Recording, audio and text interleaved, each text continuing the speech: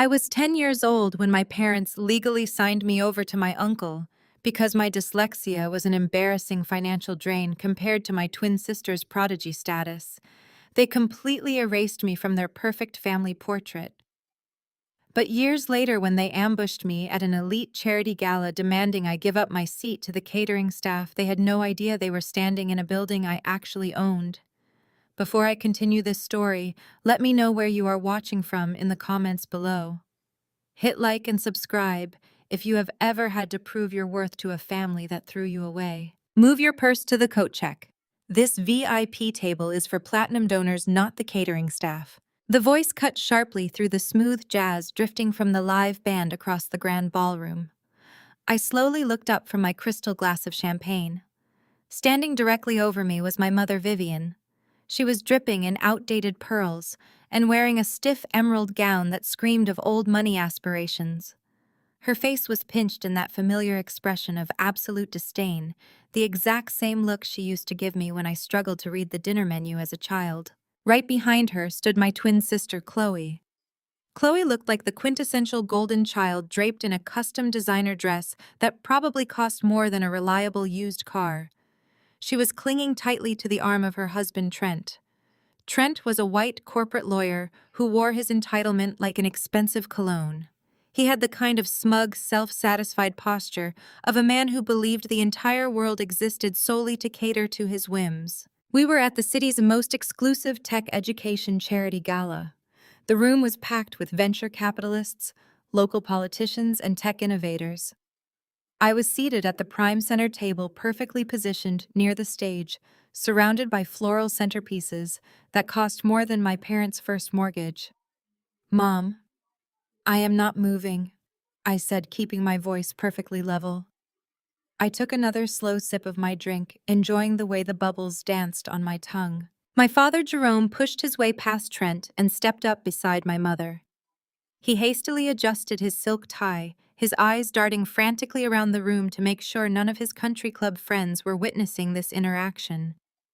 Jerome had always cared more about the opinions of men he played golf with than the well-being of his own flesh and blood. He treated family like a corporate merger, cutting losses whenever a liability appeared. And to him, I had always been a massive liability. "Maya, do not make a scene in front of these people," Jerome hissed through a fake camera-ready smile. "You do not belong at this center table. Trent's law firm sponsored a table for us tonight, and we are not about to sit with the family dropout while all the heavy hitters are watching. People are already staring. Get up before you ruin your sister's networking opportunities." Chloe let out a sharp, practiced laugh.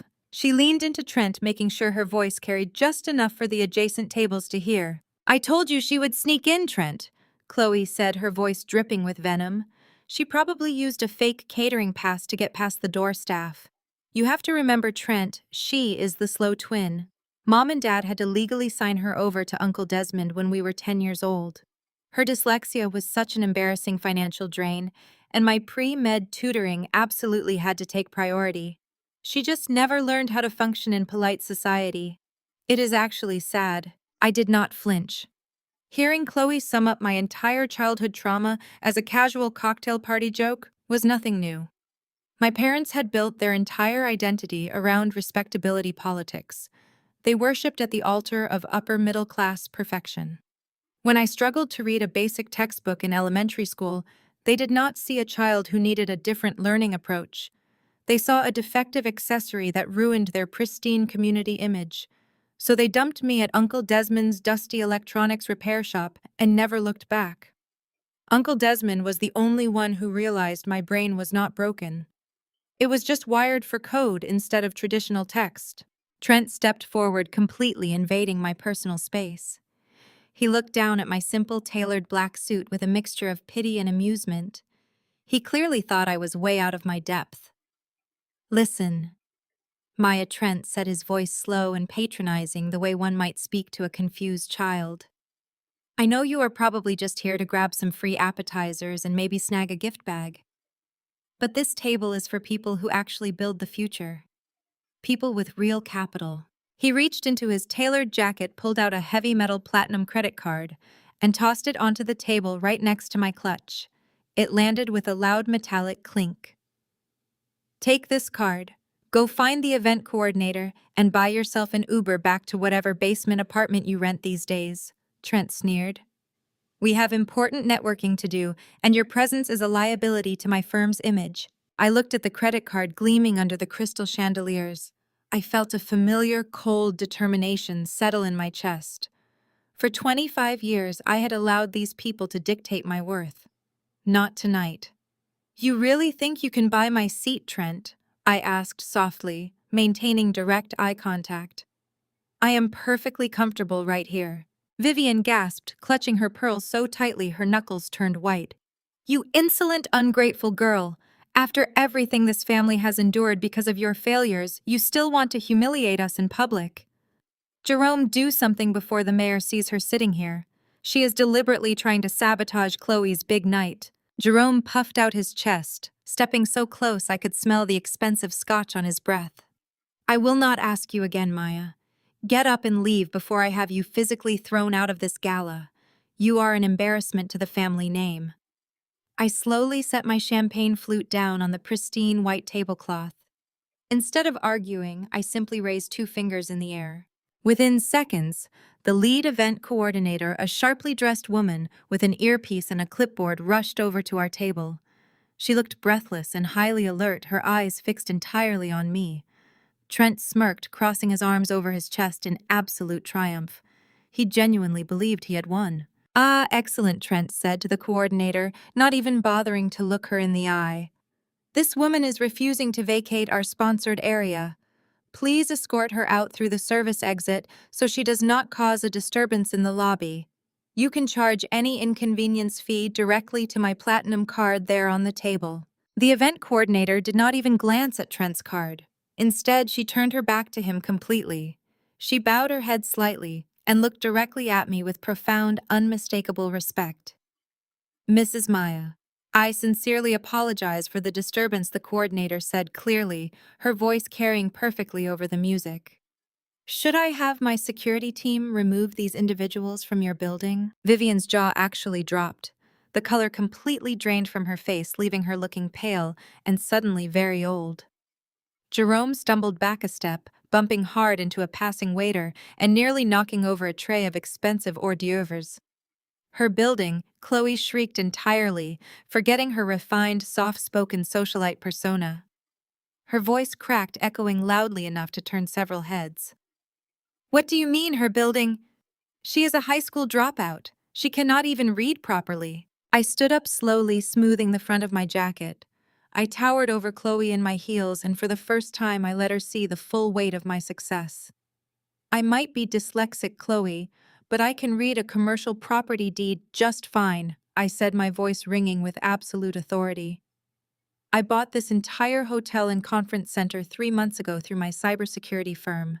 You are standing in my house. The silence that fell over my family was absolute perfection. Vivian looked like she might faint. Jerome was staring at me as if I had suddenly grown a second head. I could see the frantic calculations happening in his eyes as he tried to process that the daughter he threw away was now wealthier than everyone in his precious country club combined. But the satisfaction was short-lived. Before the security team could even reach our table to escort them out, Trent suddenly started laughing. It was a harsh, ugly, grating sound that cut through the tension. He reached inside his tailored jacket and pulled out a thick, sealed manila envelope. He slammed it down on the table, right exactly where his credit card had been. Go ahead and kick us out, Maya, Trent sneered, his eyes flashing with a desperate, predatory gleam. Enjoy your little moment of power. But you might want to look at this federal injunction first. He leaned forward, planting his hands on my table, a smug grin spreading across his face. Because according to this legal filing, Uncle Desmond's estate and every single digital patent you built your little tech company on legally belongs to your parents. We are taking it all. The high-definition security feed on my office monitor displayed the exact moment my family breached the front doors of my firm. I watched from the 12th floor as Trent, Chloe, and my father Jerome stormed into the expansive sunlit lobby of my cybersecurity headquarters. Trent was practically vibrating with rage, his face flushed a dangerous shade of crimson. He marched directly toward the obsidian reception desk, slamming his leather briefcase down hard enough to make the receptionist jump. I could not hear the audio from my screen, but Trent's aggressive hand gestures and the spittle flying from his mouth made his intentions perfectly clear. He was threatening to call the police. He was demanding immediate access to the servers. He was acting like a man who owned the building, completely unaware that he was standing inside a digital fortress designed to chew up and spit out hostile intruders. I tapped a button on my screen, switching the feed to the lobby audio just as my husband Isaiah stepped out of the ground floor glass conference room. Isaiah moved with the kind of quiet, lethal grace that commanded absolute attention. Wearing a bespoke navy suit, he approached the reception desk and smoothly placed himself between Trent and my terrified staff. "You need to lower your voice and step back from the desk," Isaiah said. His tone was chillingly calm, the exact voice he used when managing international corporate crises for his Fortune 500 clients. Trent scoffed, looking Isaiah up and down with a sneer that was entirely too familiar. Trent had always severely underestimated anyone who did not look like him or belong to his exclusive country club. He clearly assumed Isaiah was just high-priced security. "I am not stepping back anywhere," Trent barked, pointing a finger directly at Isaiah's chest. "I am a senior partner at a federal law firm. Maya illegally locked my entire firm out of our own mainframe last night. She committed a federal cybercrime. You tell your boss to get down here right now and turn our servers back on, or I am having her arrested for corporate espionage. Do you understand me, or do I need to use smaller words?" Isaiah did not blink. He simply folded his hands in front of him. "I understand that you are standing in a private corporate facility, making documented threats. I understand that your firm initiated an unauthorized hostile breach into our archived files at 2 in the morning. And I understand that my wife specifically designed our automated defense protocols to quarantine any external threat that attempts to steal her intellectual property. I am not the security guard, Trent. I am the crisis manager handling the federal liability you just created for yourself." Jerome pushed his way past Trent, puffing out his chest. He tried to project the intimidating patriarchal authority he used to terrify me when I was a child. "Listen to me very carefully," Jerome commanded, his voice echoing off the marble walls. "I am Maya's father. That makes me the rightful executor of my late brother's estate. The servers running this fraudulent company were bought with family money, Desmond's money, which means this company belongs to me. You are going to bring my daughter down here right now, and she is going to sign over the executive rights before we destroy what is left of her pathetic life." Chloe stepped up beside our father, crossing her arms. She looked frantic, her usual polished golden child veneer cracking under the pressure of the morning. She glared at Isaiah as if he were gum stuck to the bottom of her designer shoe. "She humiliated us in front of the entire charity board last night," Chloe yelled. "She owes us for that alone. I want 80% of the equity in this company transferred to my name by the end of the business day. It is the only way to compensate for the embarrassment she caused this family. She has been a stain on our reputation since we were 10 years old. She owes me this. I am the only one keeping the family name respectable." At that exact moment, the heavy glass revolving doors spun wildly. My mother Vivian burst into the lobby. She was completely out of breath, her hair disheveled, clutching her expensive handbag like a life preserver. She had clearly run from the parking garage in an absolute panic. Vivian ignored Isaiah, ignored the reception staff, and grabbed Chloe by the arm, her fingernails digging into my sister's expensive silk blouse. "Trent is locked out of the firm," Vivian screamed, completely abandoning her carefully curated society voice. "The country club board is calling me. They are asking questions about the gala. We cannot afford a scandal right now, Chloe. Trent cannot afford a scandal. We need this company liquidated, and we need the cash today." Chloe tried to yank her arm away, looking frantically around the lobby to see who was listening. "Mom, shut up. Keep your voice down. Trent is handling it. We are getting the equity." "I will not shut up," Vivian shrieked, her voice cracking with pure hysteria. "We remortgaged the house for you. We drained our retirement accounts to cover your legal fees when the medical board investigated you. We bought your silence, Chloe. You have not worked as a doctor in 4 years. You lost your medical license because you were stealing prescription pads. You are not a doctor anymore. You are a massive financial liability, and if Trent loses his job because of this server lockout, we are all going to end up homeless." The entire lobby went dead silent. The receptionist stopped typing. The security guards stopped pacing. Even Jerome looked like he had been struck by lightning, clearly unaware of the full extent of the financial ruin Vivian and Chloe had been hiding from him. Up on the 12th floor, I stood perfectly still. The air left my lungs. For 25 years, I had been the family failure. I had been the slow twin, the dyslexic burden, the child they threw away to protect their pristine image. They had worshipped Chloe. They had paraded her around as a medical prodigy while treating me like a disease. And it was all a lie. The golden child was a fraud. She was a disgraced, unemployed criminal living off the funds my parents had secretly drained from their own home. I closed my laptop. I walked out of my office and stepped into my private glass-walled elevator. I pressed the button for the lobby. The doors slid open with a soft chime. The sound broke the heavy, suffocating silence in the lobby. Every head turned toward me as I stepped out. I walked past the security turnstiles, my heels clicking rhythmically against the polished stone floor. I did not look angry. I did not look vengeful. I looked exactly like the chief executive officer of a multi-million-dollar empire. I walked straight up to the reception desk, stopping right beside Isaiah. I looked at Vivian, who was trembling, and then at Chloe, whose face was completely drained of color. Finally, I locked eyes with Trent. I slid a slim silver tablet across the smooth surface of the reception desk. It stopped mere inches from Trent's trembling hands. "I will unfreeze your firm's mainframe, Trent," I said, my voice carrying clearly through the silent room. "But you might want to explain to your senior partners why I just traced a forged digital signature on Uncle Desmond's will directly back to your personal laptop. I have already CC'd the State Bar Association." Trent stood absolutely paralyzed in the center of my lobby.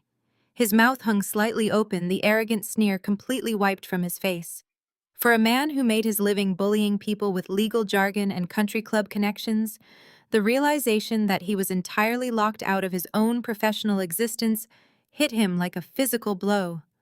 Without access to their mainframe, his law firm was paralyzed. No client files, no financial records, no calendar dockets. He was a general stripped of his army in a single keystroke. Vivian and Jerome stared at him, waiting for the high-powered lawyer to fix the situation, but Trent simply turned on his heel and walked out the glass doors without a word. Chloe chased after him, her heels clicking frantically against the marble, while my parents scurried behind them like frightened mice. Isaiah placed a warm hand on the small of my back as we watched them retreat into the morning traffic. He did not say a word, just guided me back into the private elevator. The doors closed, sealing us in the quiet sanctuary of our building. I knew this was not over. People like my parents and Trent did not simply surrender when they lost a battle. They changed the battlefield. When they realized they could not outsmart me in the digital realm or intimidate me in my own corporate headquarters, they pivoted to the one arena they had mastered over decades. They turned to social warfare. The attack started on a Thursday afternoon. I was sitting in my office reviewing security patches when my public relations director sent me an urgent link. It was a video stream of a wildly popular local podcast hosted by a society influencer who frequently rubbed shoulders with my mother. I clicked play and felt a cold knot form in my stomach. There sat Vivian and Chloe, both dressed in modest, unassuming pastel sweaters, looking heartbroken and exhausted. Vivian dabbed at her eyes with a tissue as the host asked her about the sudden legal drama surrounding Uncle Desmond's estate. She looked directly into the camera and delivered a masterclass in manipulation. She spun a tragic tale about a family torn apart by corporate greed.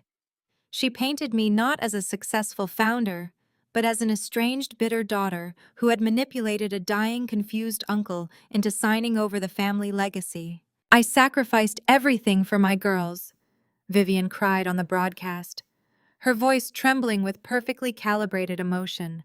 "I gave up my own dreams to make sure they had every opportunity, And now Maya is using her immense wealth to bankrupt her elderly parents and steal her sister's rightful legacy.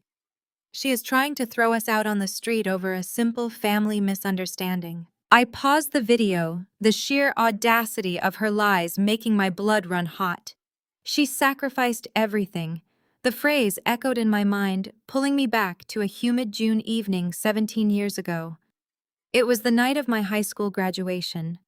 I had managed to secure a full scholarship to a prestigious university, studying computer science, fighting through every obstacle my dyslexia presented, without a single cent of tutoring or support from my parents.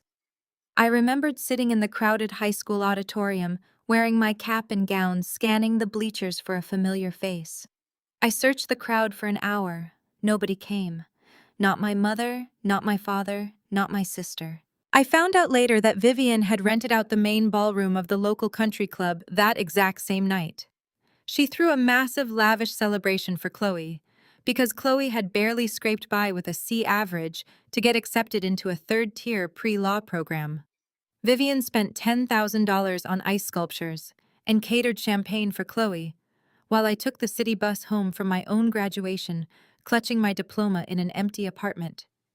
She had never sacrificed a single breath for my success, and now she was sitting on a public broadcast, claiming I owed her my empire. Chloe chimed in on this podcast next, playing the role of the devastated, supportive sister.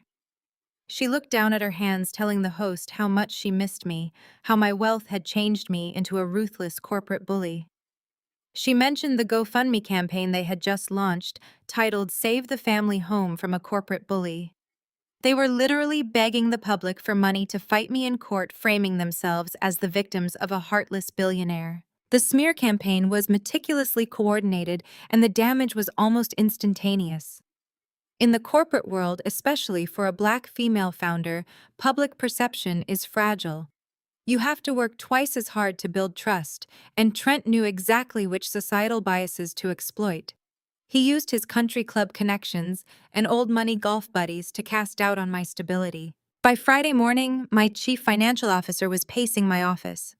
Two of our major venture capital investors had called, expressing deep concern over the public-family feud. Our stock took a noticeable dip. But the real blow came at noon. Trent had personally reached out to a board member of the primary data center that housed our backup servers. Citing the ongoing legal dispute over the intellectual property and the negative press, the data center temporarily suspended our server contracts, pending a review of corporate ethics. It was a devastating bottleneck. My company relied on uninterrupted server access, and Trent was actively choking our supply chain to force me to the negotiation table.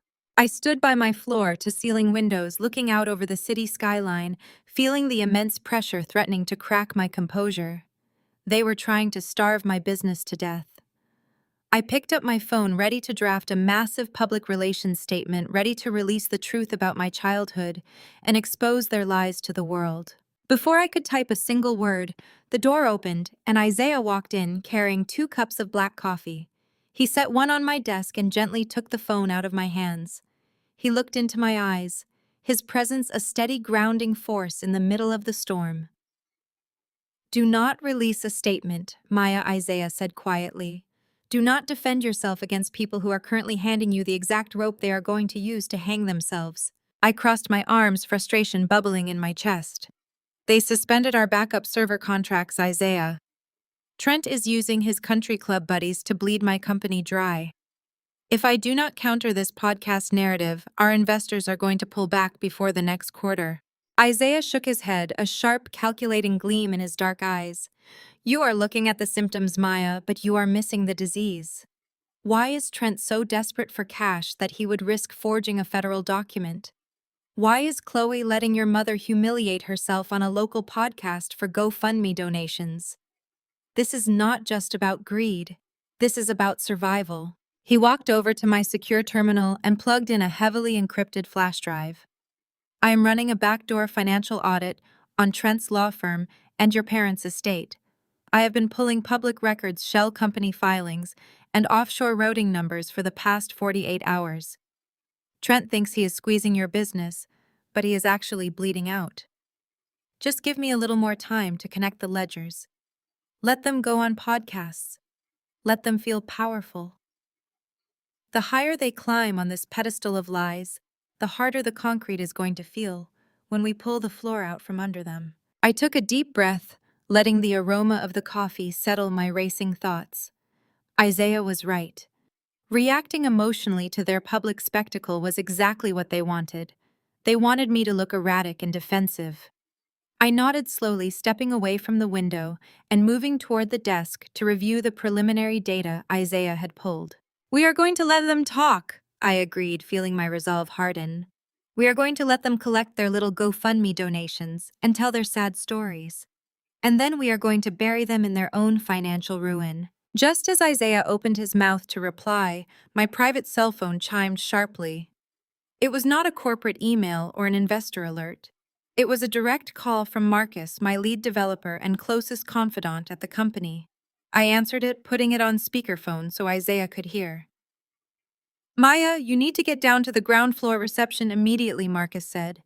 His voice was shaking, entirely stripped of its usual calm professionalism. "What is it, Marcus?" I asked, my heart rate accelerating. "Did the data center pull our primary contracts too?" "It is not the servers," Marcus replied, his breathing heavy. "There is a court-appointed courier down here with 2 armed police officers. They are not here for the business. Your parents just filed an emergency petition with the family court. They filed for immediate temporary guardianship over Zuri and Malik. They are claiming you are mentally unfit to raise your own children, and they are using your childhood psychiatric records and your dyslexia diagnosis as proof of profound instability. They are trying to take the kids, Maya." The words echoed in my pristine office, hanging in the air like a physical threat. I stared at the phone in absolute shock, the blood roaring in my ears so loudly it drowned out the hum of the city traffic 12 stories below. Stealing my company was corporate warfare. Attacking my childhood trauma on a public podcast was a desperate social manipulation. But coming for Zuri and Malik, that was a declaration of total unforgiving war. I looked up at Isaiah. The transformation in my husband was instantaneous and terrifying. The cool, calculated crisis manager vanished in a fraction of a second, replaced entirely by a fierce, uncompromising father whose family had just been threatened. His jaw set into a hard, sharp line, and the warmth completely leached out of his dark eyes. He took the phone directly from my hand, his grip steady and unyielding. "Marcus, lock down the building," Isaiah commanded, his voice dropping to a deadly quiet register. "Escort the courier to the ground floor war room, and do not let those officers leave without serving me the papers directly. We will be down in exactly 2 minutes." Isaiah ended the call and turned to me. "They are trying to break your mind by holding your heart hostage," he said, his hands coming up to grip my shoulders, grounding me in the present moment. "Trent knows he cannot beat you in a boardroom. He knows his firm is bleeding. This guardianship petition is a psychological tactic designed to make you surrender your equity in exchange for your children. We are not going to panic. We are going to dismantle them so thoroughly they will never speak our names again." Within an hour, our legal team had assembled in the glass-walled conference room. I sat at the head of the table reading through the emergency guardianship petition Trent had filed. It was a masterpiece of malicious fiction. He had legally maneuvered a way to subpoena my childhood psychiatric records, taking the notes of a therapist my parents had forced me to see when I was 12.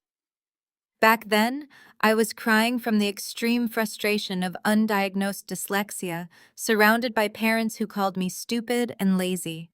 Trent had taken those ancient notes, detailing my bouts of extreme frustration and oppositional defiance, and twisted them into a narrative of severe lifelong cognitive instability. He paired those illegally obtained records with transcripts from my mother's tearful podcast interview, citing my recent mainframe lockout as proof of a vindictive paranoid breakdown. He painted a picture of a wealthy, erratic woman crumbling under corporate pressure, claiming Zuri and Malik were in immediate danger in my care. Isaiah paced the length of the conference room, listening as our lead family attorney read the claims out loud. Isaiah did not raise his voice, but the cold precision of his instructions made the entire legal team sit up straighter. Pull the pediatric records for both children, Isaiah ordered, pointing to the junior associates. Pull their attendance records, their extracurricular schedules, and their most recent report cards from the academy. I want character affidavits from their headmaster, their pediatrician, and the board of directors of our neighborhood association by midnight. Trent wants to present a fictionalized 12-year-old girl to a judge. We are going to bury him under the undeniable reality of a highly functional, fiercely protective mother. The emergency hearing took place 48 hours later. The fluorescent lights of the family court hallway buzzed overhead as Isaiah and I approached the heavy wooden double doors. Trent, Chloe, Vivian, and Jerome were already huddled outside the courtroom, flanked by two junior lawyers from Trent's firm. They looked incredibly confident, playing the roles of the deeply concerned, heartbroken family members forced to intervene for the sake of innocent children.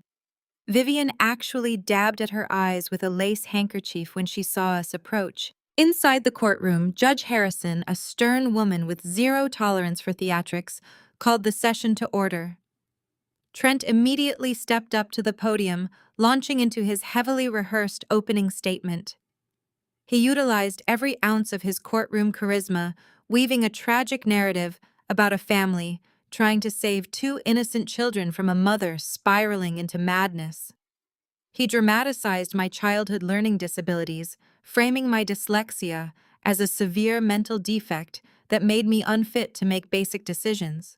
He claimed my corporate success was merely a fluke orchestrated by my husband, and that my decision to lock his firm out of our servers proved I was dangerously unstable. He entered the ancient therapy records into evidence with a somber shake of his head, looking up at the judge as if asking for her sympathy. It was a sickening performance. When it was our turn, our attorney did not offer a dramatic monologue. She simply walked up to the bench and handed Judge Harrison a thick binder of verified current documentation. She presented the flawless medical histories of Zuri and Malik. She submitted glowing, heavily detailed reports from their private academy, highlighting my daily involvement in their education and our stable, loving home environment. She submitted sworn affidavits from highly respected community leaders, attesting to my mental acuity and fierce devotion as a mother. Judge Harrison flipped through our binder in complete silence. The longer she read, the deeper the scowl on her face became. She slowly closed the binder and shifted her gaze directly to my father, who was sitting perfectly upright in the petitioner's chair. "Mr. Wilson," Judge Harrison said, her voice cutting through the silent courtroom like a whip, "you have filed an emergency petition claiming a deep, abiding concern for the immediate physical and psychological welfare of your grandchildren. I assume as a deeply concerned grandfather, you are heavily involved in their daily lives." Jerome puffed out his chest, attempting to maintain his country club authority. "We try our best to monitor the situation. Your Honor, it has been incredibly difficult given my daughter's hostile estrangement from the family." "I see," Judge Harrison replied, leaning forward over the bench. "Then please tell this court, Mr. Wilson, what are your grandchildren's birth dates?" Jerome froze. The confident posture completely evaporated. His mouth opened, but no sound came out. He glanced frantically at Vivian, who was staring down at her lap, suddenly very interested in her handbag. "If you cannot recall their birth dates, perhaps you can tell me the name of their pediatrician," Judge Harrison pressed, her tone turning dangerously sharp. "Or the name of the school they attend. Or perhaps you can tell this court the last time you physically laid eyes on these children you are so desperately trying to protect." Jerome gripped the edge of the wooden table, a light sweat breaking out on his forehead. "We have been kept away from them, Your Honor. Maya has isolated herself. He does not know their birth dates." "Your Honor," I said, standing up from my chair. My voice was completely steady, ringing with an undeniable truth that made my father flinch. "He does not know their school, and he does not know their doctor." The last time my father spoke to me outside of a corporate boardroom was exactly 10 years ago. He explicitly refused to attend my wedding or acknowledge my future children because my husband did not fit his narrow, discriminatory standard of societal perfection. He boycotted my family because Isaiah did not have the right country club pedigree. My parents have never met my children. The color completely drained from Jerome's face. Trent tried to stand up and object, stammering something about relevance, but Judge Harrison slammed her gavel down with enough force to echo off the high ceilings. "Sit down," Counselor Judge Harrison barked, glaring at Trent with unmasked disgust. "This petition is not just entirely without merit. It is a grotesque abuse of the family court system. You have taken sealed childhood records regarding a standard learning disability and attempted to weaponize them in a transparent effort to extort corporate leverage. I have never seen a more frivolous, malicious filing in my 30 years on the bench." Judge Harrison looked directly at my parents. "You should be ashamed of yourselves. This petition is dismissed with extreme prejudice. And, Counselor," she added, turning her furious gaze back to Trent, "you can expect a formal inquiry regarding the ethical violations of submitting these medical records. We are adjourned." The relief washed over me in a massive, sweeping wave. Isaiah pulled me against his chest, his arms wrapping tightly around me as we stood in the center of the courtroom. Across the aisle, my family was in absolute disarray. Chloe was whispering furiously to Trent, who looked like a man watching his entire career burn to the ground. Vivian was crying real tears this time, the reality of her public humiliation finally setting in. Isaiah kept his hand firmly on the small of my back as we walked out of the courtroom, leaving them behind in the quiet wreckage of their failed scheme. The cool air of the courthouse lobby felt like a victory lap. We pushed through the heavy glass doors and stepped out onto the wide stone steps, the afternoon sun hitting our faces. "We won," I breathed out, leaning into his side as we walked toward our waiting car. "They cannot touch the kids." Isaiah stopped walking. He turned to me, the sharp, calculating gleam returning to his dark eyes. He reached into his leather briefcase and pulled out a thick manila folder. He held it out to me, his expression deadly serious. "We won the battle for the kids," Isaiah said smoothly. "But the war is just getting started." I finished the backdoor audit on their finances while we were inside. I took the folder, looking down at the heavy stack of financial disclosures and bankroting records. "What did you find?" Isaiah tilted his head, watching the courthouse doors, where Trent and my parents would soon emerge. "Trent did not just forge the will, Maya. I tracked the shell companies your parents used to remortgage their house.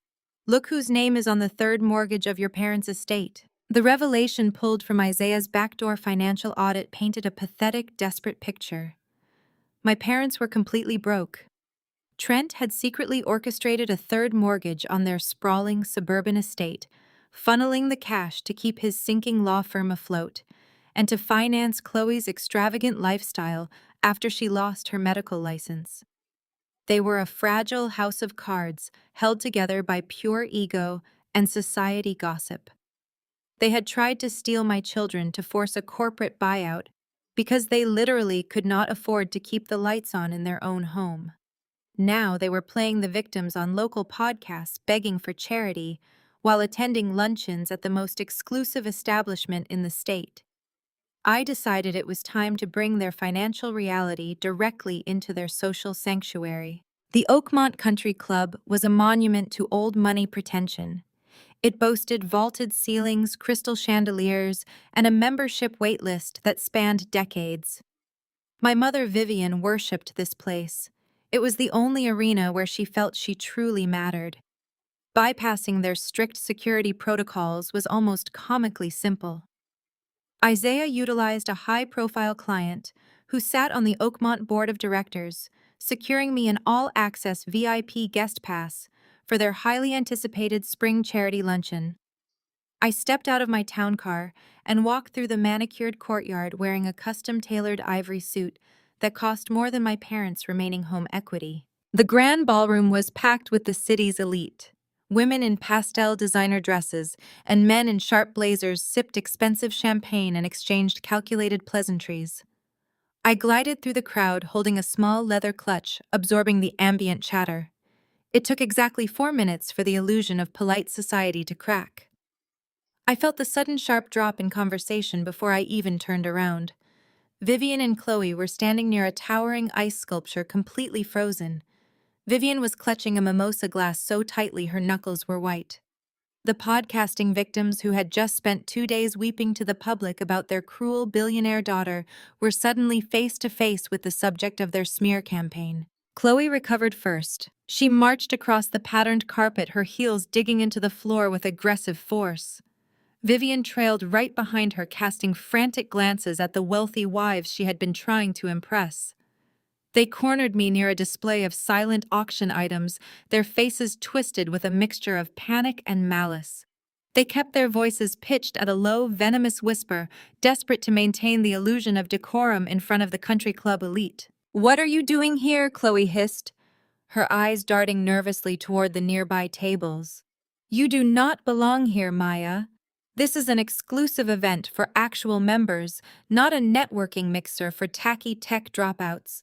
You need to leave before I have security throw you out for trespassing." Vivian stepped closer, her voice trembling with barely contained rage. "You have completely lost your mind, Maya. You lock your sister out of her rightful inheritance, you humiliate your father in a courtroom, and now you stalk us to our private luncheon. Have you no shame? You are a public embarrassment. Everyone here knows exactly what you are doing to this family. We told them the truth. Now turn around and walk out the back door before you make a bigger fool of yourself." I did not flinch. I let them spew their desperate, hateful rhetoric, simply watching the vein pulse in my mother's neck. "You both talk entirely too much," I said, my voice smooth and perfectly composed. "I am not here for you. I am here to make a donation." I stepped neatly around them, leaving them sputtering in my wake, and walked directly toward the center of the ballroom. Arthur Sterling, the club president, was standing near the main stage, looking incredibly stressed. Isaiah's intelligence gathering had been thorough. Arthur was currently drowning in a massive public relations nightmare. The Oakmont Country Club had recently undertaken a multi-million-dollar renovation of their golf course and clubhouse, but several key investors had pulled out at the last minute. The club was drowning in construction debt, and Arthur was facing an impending vote of no confidence from the board. I approached him, extending my hand. Arthur looked confused for a fraction of a second before his political instincts kicked in, shaking my hand with a practiced politician's smile. "Mr. Sterling," I said, making sure my voice carried clearly to the surrounding tables. "I am Maya. I know the club has been facing some sudden, unexpected financial shortfalls regarding the new clubhouse renovations.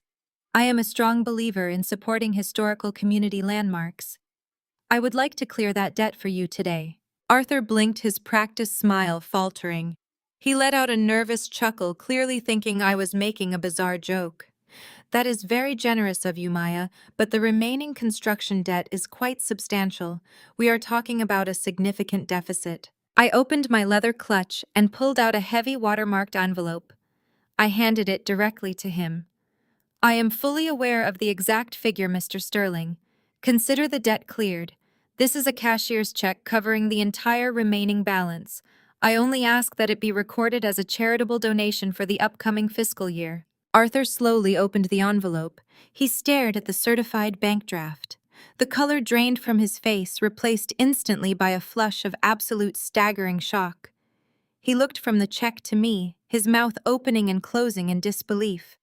The surrounding guests, who had been pretending not to eavesdrop, completely abandoned their conversations.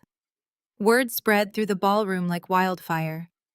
A young black female tech CEO had just casually dropped a fortune to bail out the most exclusive old money institution in the state. Vivian, realizing that her entire social circle was now looking at me with absolute awe and reverence, panicked. The narrative she had spent days building on podcasts and GoFundMe pages was collapsing in real time. She could not handle being the mother of a villain if the villain was suddenly the savior of her precious country club. She had to pivot. She had to claim the glory. Vivian rushed forward, pushing her way to the front of the gathering crowd. She plastered a wide maternal smile across her face, clapping her hands together as if she were overflowing with pride. "That is my daughter, everyone," Vivian announced, her voice artificially bright and loud. She reached out, attempting to loop her arm through mine, but I smoothly stepped out of her reach. Vivian ignored the rejection, turning to face her wealthy friends. I always knew she had it in her. People judge me for being strict, but I always knew my tough love would push Maya to succeed. I raised her to be a powerhouse. I sacrificed everything to teach her the value of hard work and independence. Look at what my parenting has accomplished. The sheer audacity of her lie was breathtaking. She was trying to bask in the glow of the very money she had just spent 48 hours trying to steal through a fraudulent guardianship petition. I turned to face her, the polite corporate facade falling away completely. I let the absolute zero temperature of my anger radiate through my words. The entire ballroom held its breath. "Tough love?" I asked, my voice carrying effortlessly over the dead silent room. "Is that what you call it, Vivian? Is that what you call packing my childhood belongings into black plastic garbage bags when I was 10 years old? You did not teach me the value of hard work. You dumped me at my uncle's repair shop because you refused to pay for a reading tutor for my dyslexia. You told my father I was a depreciating asset who would embarrass you at this exact country club. You did not sacrifice anything for my success. You threw me away so you could afford the membership dues to stand in this room." A chorus of shocked gasps erupted from the elite crowd. Several women actually clutched their pearls.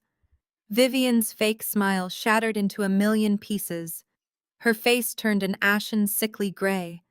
Chloe tried to step back into the crowd, desperately attempting to distance herself from the radioactive humiliation radiating from our mother. Arthur Sterling, desperate to regain control of the narrative and deeply indebted to my sudden generosity, quickly stepped up to the microphone on the main stage.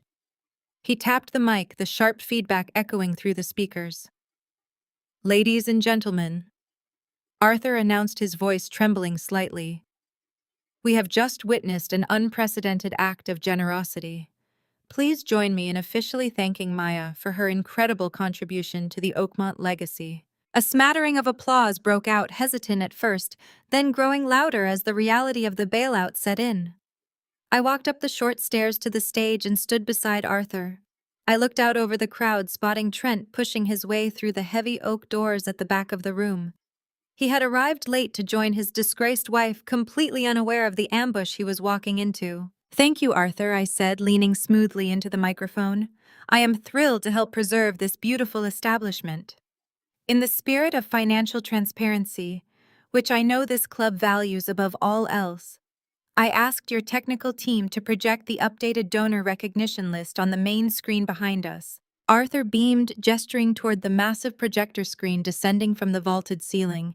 A technician in the back booth hit a switch. The heavy velvet curtains parted, and the high-definition screen flared to life. But Isaiah had worked his magic. His backdoor audit was not just for my personal knowledge. He had routed the financial truths directly into the country club's presentation deck. The screen did not display a list of charitable donors. It displayed the highly confidential, aggressively hidden delinquent dues ledger. The text was massive, bold, and impossible to ignore. At the very top of the list, highlighted in bright red, were the names Jerome and Vivian Wilson. The ledger clearly showed they had not paid their membership dues, dining fees, or special assessment taxes in over 2 years. The debt was staggering. Below their names, a secondary document flashed on the screen, a public filing showing the third mortgage executed on their estate, signed by Trent. The ballroom erupted into absolute chaos. Whispers turned into shouts. The social elite pointed at the screen, then turned their horrified, judging eyes directly onto Vivian and Chloe. Being cruel to a child was a scandal they could whisper about over tea. But being broke and defaulting on club dues was an unforgivable sin in this society. Vivian let out a strangled, breathless sob, burying her face in her hands. I kept my posture completely relaxed. I leaned closer to the microphone, my eyes locking onto Trent as he stood frozen at the back of the room, staring at his own fraudulent financial maneuvers projected on a 20-foot screen. "And Trent," I said, my voice echoing through the massive speakers, cutting through the chaos with razor-sharp precision, "since you handle their finances, care to explain where that money went?" The heavy wooden doors of the conference room clicked shut, sealing out the frantic footsteps of Trent's retreating legal team. The sterile fluorescent lighting bounced off the polished mahogany table, illuminating the small black flash drive resting in the palm of my hand. I stared at the encrypted device, the cool metal contrasting with the sudden heat rushing through my veins. The junior partner's terrified, exhausted eyes flashed in my mind. He had not just handed me a piece of hardware, he had handed me a loaded weapon. Isaiah stepped closer, his imposing frame casting a shadow over the table. He looked down at my hand, his dark eyes instantly assessing the situation. He did not ask what it was. As a crisis manager, Isaiah understood the language of corporate warfare better than anyone. He recognized a defector's peace offering when he saw one. "We need to get back to the office," Isaiah said, his voice dropping to a low, urgent murmur. "Right now." Diane, my lead litigator, quickly snapped her briefcase shut. "I will file the motion to dismiss Trent's intellectual property claim within the hour. Based on the patent records you just entered into the deposition, a judge will throw his case out before the ink is dry. But whatever is on that drive, Maya, keep it completely isolated from your primary network until we know exactly what we are dealing with." I nodded, slipping the flash drive into the secure inner pocket of my tailored jacket. "I know how to handle encrypted data, Diane. Thank you for today." The ride back to my cybersecurity headquarters was a masterclass in silent anticipation. Isaiah drove our armored SUV through the Boston traffic, his jaw set in a hard, calculating line. I watched the city blur past the tinted windows, my mind racing through the possibilities. Trent was a desperate man. He had forged a will, secretly mortgaged my parents' estate, and attempted to legally steal my children, all to cover a massive bleeding financial wound. Whatever secrets he was keeping on his personal laptop were severe enough to make his own junior partner commit corporate treason. When we arrived at my facility, I bypassed my usual office and headed straight for the basement level. This floor housed my company's isolated, air-gapped forensic laboratory. It was a room entirely disconnected from the internet, and our main servers designed specifically for dissecting malicious malware and investigating compromised hardware without risking our own infrastructure. I swiped my biometric badge, and the heavy steel door slid open with a pneumatic hiss. I booted up a standalone secure terminal. Isaiah stood directly behind my chair, his hands resting heavily on my shoulders as I pulled the black flash drive from my pocket and inserted it into the port. A prompt instantly flashed onto the high-definition monitor demanding an administrative decryption key. My fingers hovered over the mechanical keyboard. I remembered the young attorney's rushed, terrified whisper. I typed the words slowly, methodically. "Desmond." I hit enter. The screen went completely black for a fraction of a second before a massive directory of files cascaded down the monitor. My eyes scanned the file names, and the sheer volume of illicit information immediately took my breath away. It was not just a smoking gun. It was an entire armory. The junior partner had mirrored the exact contents of Trent's private desktop. There were folders labeled with offshore routing numbers, internal firm communications, and hidden accounting ledgers. But the file that made my blood turn to ice was a heavily encrypted spreadsheet titled Oakmont Diversionary Assets. I clicked on the file. As the numbers populated the screen, the entire horrifying scope of Trent's desperation finally snapped into perfect clarity. "Look at the dates," Isaiah said, pointing a finger at a column of wire transfers. "Look at where the money was moving right after Chloe lost her medical license." I scrolled through the ledger, my mind rapidly connecting the data points. Trent had not just taken out a third mortgage on my parents' sprawling estate to cover his firm's debts. He had been actively embezzling funds directly from the Oakmont Country Club's renovation budget. As a senior legal advisor for the club's development board, he had access to their construction accounts. When Chloe's malpractice settlements and hushed legal payouts threatened to bankrupt them, Trent had panicked. He had funneled millions of dollars, meant for the country club's new golf course, into his own offshore accounts, using my parents' estate as collateral to temporarily mask the missing capital. "He stole from the club," I whispered, the realization sending a shockwave through my chest. "He stole from the very people Vivian worships." And when the auditors started asking questions about the missing construction funds, he realized he needed a massive infusion of cash to replace the stolen money before he was caught. "So he targeted you," Isaiah finished, his voice tight with suppressed rage. He saw a highly profitable cybersecurity firm owned by the family scapegoat. He figured he could forge your uncle's will, claim the intellectual property force, a rapid corporate liquidation, and use your money to quietly replace the funds he stole from Oakmont.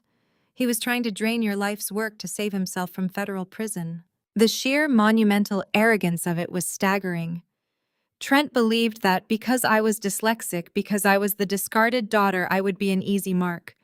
He thought I would crumble under the weight of his aggressive legal threats and hand over the keys to my empire. I leaned back in my chair, staring at the glowing screen. They had called me a failure. They had mocked my brain, discarded me in a dusty repair shop, and spent my entire life telling me I was a liability. Now the golden child and her elite, untouchable husband were exposed as nothing more than desperate common thieves. "What do we do?" Isaiah asked softly. "We have the evidence. We can hand this directly to the FBI. He will be indicted by the end of the week." I looked at the files. Handing it to the authorities was the logical, sterile corporate move. But Trent and my parents had not played by sterile corporate rules. They had tried to take my children. They had dragged my name through the mud on public broadcasts. They had attempted to destroy my family to save their own skin. Federal prison was inevitable, but I wanted them to experience the exact public devastation they had tried to inflict on me. "No," I said, a slow, dangerous calm washing over me. "If we just hand this to the police, Trent will spin it. He will hire a crisis firm, claim it was an accounting error, and Vivian will play the victim to her society friends forever. We are going to rip the floor out from under them in the one place they cannot hide." I quickly drafted a highly secure encrypted email. I attached the complete forensic breakdown of Trent's embezzlement, highlighting the exact wire transfers that proved he had stolen from the Oakmont Country Club renovation fund. I included the documents showing how he had used my parents' home as fraudulent collateral. "Who are you sending that to?" Isaiah asked, a small proud smile touching the corners of his mouth. "I am sending it to Arthur Sterling," I replied, hitting the send button. "The president of the country club, the man whose debt I just cleared yesterday.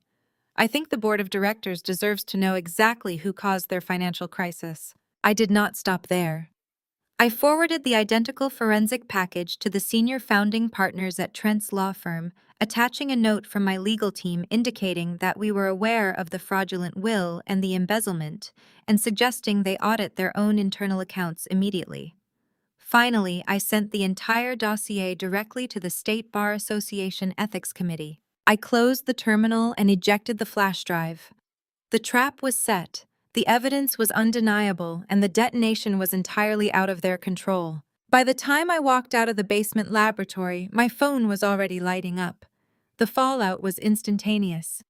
Within 2 hours, Trent was violently escorted out of his own law firm by private security, his equity suspended pending a federal investigation. By evening, the Oakmont Country Club board held an emergency session officially revoking Jerome and Vivian's memberships and filing a joint civil suit against Trent for gross financial fraud. The podcast hosts who had so eagerly given my mother a platform suddenly deleted their episodes, scrambling to distance themselves from a family now synonymous with federal embezzlement. The GoFundMe page was seized and shut down for violating terms of service regarding fraudulent charity claims. I stood by the window of my 12th floor office, watching the city lights flicker to life against the darkening sky. Isaiah wrapped his arms around my waist from behind, resting his chin on my shoulder. My phone chimed one last time. It was a frantic, desperate text from Vivian. The spelling was erratic, the tone bordering on absolute hysteria. The bank had just served them with foreclosure notices, and Trent's assets were officially frozen by the federal government. They had absolutely nothing left. I looked at the message, feeling no anger, no pity, and no need for revenge. I simply felt an overwhelming, absolute silence. I deleted the message, blocked the number, and set my phone face down on the desk. "It is over," I said quietly, leaning back into my husband's embrace. "They are gone." The secure lab felt suddenly suffocating. The hum of the servers, usually a comforting rhythm of order and control, faded beneath the sound of my sister's jagged, desperate sobbing through the phone speaker. Chloe was hyperventilating, her words tumbling over each other in a frantic rush of terror. For my entire life, she had been the untouchable princess, standing safely behind my parents while they tore me down. Now she was huddled in a guest house, begging the scapegoat for salvation, while her golden marriage imploded. Isaiah stepped closer, his dark eyes fixed on the phone in my hand. He did not say a word, but his posture was a physical manifestation of a warning. He knew just as well as I did that a drowning person will drag their rescuer under the water if they panic. "Maya, please say something," Chloe begged, her voice pitching into a shrill whine. "The police are pounding on the front door. Trent set me up. He left a folder of forged documents in my home office. He made it look like I was the mastermind. You have to send your security team. You have the money. You can fix this. You have to protect me." I looked at the computer monitors illuminating my face in the dim light of the sub-basement. The encrypted zip file containing every single email Chloe had sent, demanding stolen money, sat ready to be transferred to the FBI. She was not a victim of Trent's sudden betrayal. She was simply furious that her co-conspirator had outmaneuvered her when the ship started sinking. "Chloe," I said, my voice completely devoid of the panic she desperately wanted me to mirror. "Why are you calling me? Why are you not calling Mom and Dad?" A ragged sob tore through the phone. "I cannot call them," Chloe cried. "Trent called Dad 10 minutes ago. He told Dad about the third mortgage. He told him the bank is foreclosing on their estate on Friday. Dad had a mild heart attack. Mom is in the back of an ambulance with him right now, screaming that it is all my fault. They will not even answer my calls. You are the only one left, Maya. You have to send your corporate lawyers. I am your sister." I closed my eyes. The sheer audacity of her entitlement was staggering. Even now, cornered by federal authorities and betrayed by her own husband, she still believed I existed solely to absorb her collateral damage. She genuinely believed that 25 years of psychological abuse could be erased because she was finally experiencing the consequences of her own actions. "Where exactly did Trent go?" I asked, my tone shifting into pure analytical interrogation. "I do not know," Chloe wailed. "He packed a duffel bag and took the safe key. He mentioned a private airstrip in Teterboro. He is trying to leave the country, Maya. If he gets away, I am going to take the fall for the entire $8 million. Please just send a car for me. Let me stay at your house until this blows over." I looked at Isaiah. He slowly shook his head, a silent, absolute veto. Bringing an active federal fugitive into our home around our children was not just dangerous, it was legal suicide. "Chloe, listen to me very carefully," I said, leaning closer to the microphone. "I am not sending a car. I am not sending my lawyers. And you are absolutely not coming anywhere near my home or my children." What? Chloe gasped, the shock temporarily pausing her tears. "Maya, you cannot do this. You are a billionaire. You can afford to make this go away. I will do whatever you want. I will apologize for everything. Just get me out of here." "An apology?" I repeated the word, tasting like ash in my mouth. "Do you think an apology fixes the fact that you tried to have me declared mentally unfit 2 days ago so you could steal my children? Do you think it fixes you sitting on a podcast crying fake tears, trying to destroy my company so you could cover up the fact that you lost your medical license for stealing prescription pads?" The silence on the other end of the line was deafening. The sirens in her background were growing louder. "You do not want a sister, Chloe." I continued, my voice cold and unyielding. "You want a human shield. You spent your entire life stepping on my neck to make yourself look taller. And now that you have fallen, you expect me to lay down, so you have a soft place to land. I am not playing my assigned role anymore." "Maya, please, they are breaking down the door," Chloe screamed, pure panic taking over. "Do not say another word without a public defender present," I advised calmly. "And Chloe, good luck with the State Bar Association. Trent is not the only one who left a paper trail." I ended the call and tossed the phone onto the desk. The silence in the laboratory rushed back in heavy and absolute. I did not feel a grand sense of triumph.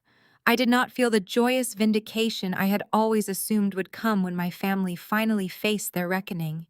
I just felt an overwhelming, profound exhaustion. Isaiah wrapped his arms around me from behind, pressing a kiss to the top of my head. "You did exactly what you had to do," he murmured. "You protected our family." I turned in his arms, resting my forehead against his chest, listening to the steady, reassuring rhythm of his heartbeat. "Send the file," I said quietly. "Send the entire flash drive to the FBI White Collar Division. Tell them Trent is heading for the Teterboro airstrip." Isaiah reached over my shoulder and tapped the keyboard. The progress bar flashed across the screen, confirming the encrypted transfer was complete. The evidence of Trent's embezzlement, Chloe's complicity, and the fraudulent mortgages was now in federal hands. The fallout was swift, brutal, and thoroughly public. By the following morning, the morning news networks were running wall-to-wall coverage of the spectacular implosion of the Wilson family. Trent was apprehended by federal agents on the tarmac at Teterboro, just as he was attempting to board a chartered flight to the Cayman Islands. His briefcase contained $200,000 in cash and a forged passport. He was denied bail, classified as a severe flight risk. Chloe was arrested at her estate. Frog marched out of her guest house in handcuffs while local news helicopters circled overhead. The very society friends she had spent years desperately trying to impress watched her downfall broadcast live on their morning feeds. The district attorney, armed with the emails I had provided, charged her with conspiracy to commit wire fraud and federal embezzlement. My parents fared no better. Jerome survived his mild heart attack, but he woke up in the hospital to find that his pristine, carefully curated life had been completely incinerated. The bank officially seized their suburban mansion, foreclosing on the fraudulent third mortgage Trent had secured. Vivian, stripped of her home, her country club membership, and her social standing, was forced to move into a modest two-bedroom rental apartment on the outskirts of the city. A week later, I received a thick, formal envelope at my corporate headquarters. I sat at my desk and broke the wax seal. It was a handwritten letter from Jerome. He wrote pages about his regrets, claiming he had been blinded by Trent's charisma and Chloe's potential. He begged for a meeting, stating that families should stick together during a crisis. He asked if I could provide a small loan to help them secure a better apartment and retain legal counsel for Chloe. He ended the letter by saying he was finally ready to be the father I deserved. I read the letter twice. I looked at the desperate, shaky handwriting of a man who only remembered he had a second daughter when his golden child ended up in a federal holding cell. I did not feel angry. I did not feel the familiar hollow ache that had haunted my childhood. I felt absolutely nothing. I walked over to the paper shredder in the corner of my office. I fed the letter into the machine, watching the heavy parchment turn into thin, meaningless ribbons. My assistant buzzed my intercom. "Maya, the board is ready for you in the main conference room. We are ready to vote on the new expansion initiative." "Tell them I will be right there," I replied. I smoothed the front of my suit jacket and walked out of my office. I had spent 25 years trying to prove my worth to a family that was fundamentally incapable of loving me. I was finally done trying to fix what they had broken. I had my own empire to run, my own children to raise, and a husband who stood beside me in the fire. The golden child had fallen, the patriarch was bankrupt, and the dyslexic scapegoat they had thrown away was completely, undeniably free. The echoes of Chloe's frantic sobbing still vibrated through the speakers of my secure terminal. Isaiah stood rigid in the dim blue light of the sub-basement laboratory, his arms crossed tightly over his chest, his expression hardening into absolute stone. He knew exactly what I was contemplating, and he absolutely hated it. "Do not meet her, Maya." Isaiah warned, his voice low and uncompromising. "She is a drowning rat. She is an active target in a massive federal investigation. She has absolutely nothing left to lose, which makes her incredibly dangerous. If you sit down with her, she will try to pull you straight down into the sewage with her. She is looking for a lifeline, and she does not care whose neck she has to step on to get it." I looked at the black screen of my terminal, listening to the hum of the servers. From a strictly tactical corporate perspective, Isaiah was entirely right. Walking into a room with a desperate, cornered narcissist was a profound liability. But this was no longer just a corporate skirmish or a legal battle. This was the final necessary severing of a toxic bloodline that had been suffocating me for 25 years.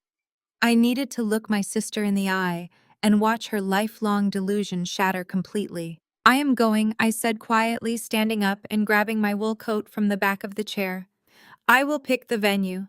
Public neutral high visibility. She is completely out of moves, Isaiah.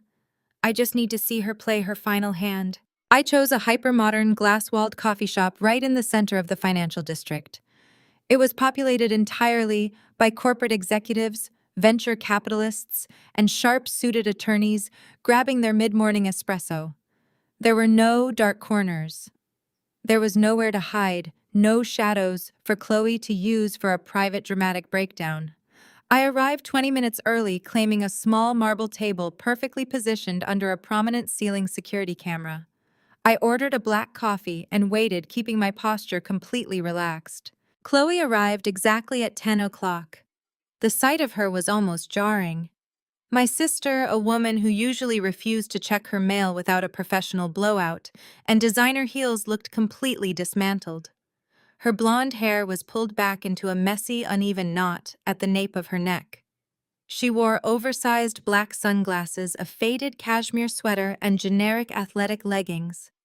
She moved with a jerky, frantic energy, scanning the crowded coffee shop with paranoid eyes before spotting me and practically collapsing into the chair across the table. She took off her sunglasses, dropping them onto the marble surface with a clatter.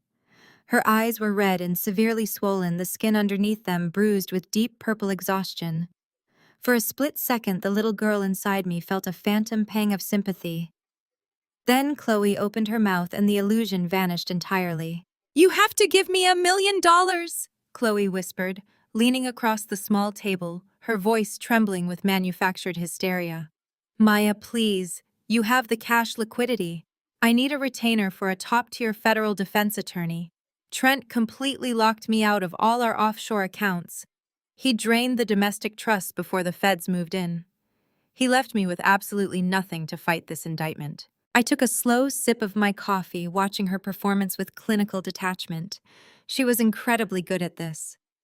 The tears pooling in her eyes were perfectly calibrated to invoke guilt and familial obligation. "You want me to fund your federal legal defense?" I repeated, keeping my tone entirely flat and analytical. "You want me to hand $1 million to the woman who just spent 48 hours trying to convince a family court judge that I was severely mentally unstable and unfit to raise my own children?" Chloe choked on a heavy sob, bringing her hands up to cover her face. "That was Trent. He forced me to go along with it, Maya. He told me if I did not support the guardianship petition, he would expose my old malpractice settlements to the medical board. He manipulated me. I am a victim here. He is framing me for the entire embezzlement scheme. He is setting me up to take the fall for the country club money, but I never touched a single cent of those funds." I let her cry. I did not offer her a napkin. I did not reach across the table to comfort her.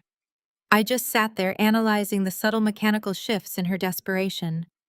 That was when I noticed her phone. She had placed her sleek rose gold smartphone flat on the table, right between our coffee cups. It was face up. The screen was technically black, mimicking sleep mode, but a tiny pulsing red pixel glowed faintly in the upper left corner of the dynamic display. It was a subtle feature, easy for the average person to overlook, but running a cybersecurity firm meant I noticed the microscopic details of digital hardware. She was running a background voice recording application. Chloe wiped her eyes and sniffled loudly, leaning even closer, dropping her voice into a hushed, conspiratorial whisper. "Trent is telling the federal prosecutors that you orchestrated the entire breach. He says you hacked his servers and planted those financial ledgers to ruin him. You did hack them, right, Maya? Just tell me how you bypassed his security. Tell me how you got into the mainframe. I can use that to show the prosecutors that Trent is lying about his own security protocols." She paused, her eyes wide and eager, waiting for a confession. She was actively trying to bait me into admitting to a federal cybercrime on a hot microphone. She wanted me to confess to hacking a law firm so she could hand the audio file to the district attorney in exchange for immunity. "And the will." Chloe pressed, her voice taking on a desperate, urgent edge. Trent says you forged Uncle Desmond's signature on the intellectual property transfer. You altered those documents to steal the company from Dad, did you not? Just admit it, Maya. If you admit it to me right now, I can use it to negotiate a plea deal. I can tell them Trent was just trying to reclaim what you illegally stole from our family. I did not get angry. I actually felt a genuine, deeply relaxed smile spread across my face. I reached across the marble table, picked up her rose gold phone, and tapped the screen to wake it. The recording app was front and center, the red timer ticking past the 6-minute mark. I pressed the stop button. I deleted the audio file, navigated to her deleted items folder, permanently erased it from the cloud backup, and set the phone back down in front of her. Chloe froze. The blood completely drained from her face, leaving her chalky and pale. Her mouth hung slightly open in absolute shock. The weeping victim facade instantly evaporated, replaced by the panicked, wide-eyed realization that she had just been caught red-handed. "You always used to do this," I said, my voice dropping to a cool, lethal register that made her flinch. "Do you remember when we were kids? You would deliberately break Mom's expensive porcelain vases in the hallway. You would smash them on the floor, then start crying hysterically, pointing your finger at me the second Mom walked into the room. You knew she would always believe you. You knew I would get grounded and you would get a hug." I leaned forward, locking my eyes onto hers, stripping away every ounce of sisterly warmth. "But we aren't 10 anymore, Chloe. You cannot break a federal law and cry that I pushed you into it. You cannot wiretap a conversation and expect me to blindly hand you the rope to hang me with." "Maya, I had to do it," she stammered, her voice cracking, the panic now entirely genuine and unfiltered.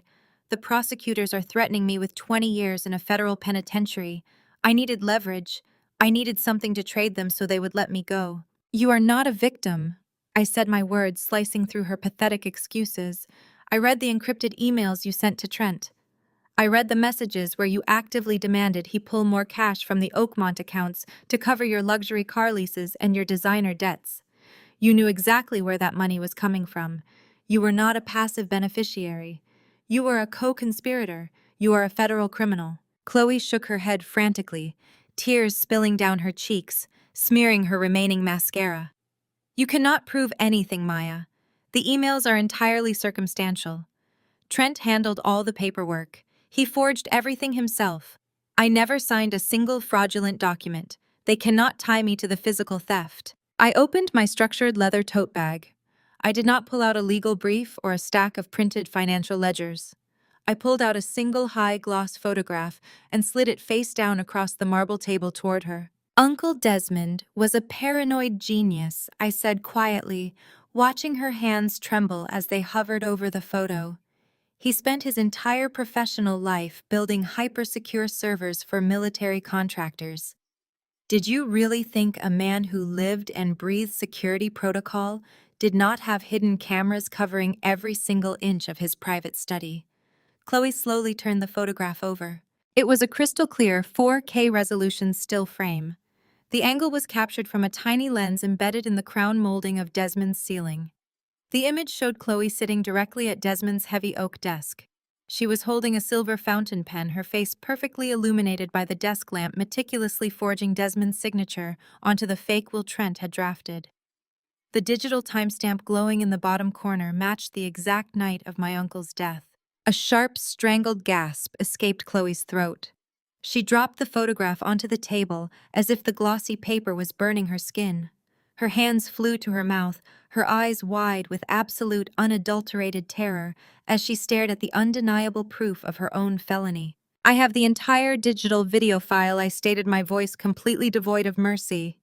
"It is in 4K resolution, with crystal-clear audio of you and Trent discussing the forgery in real time.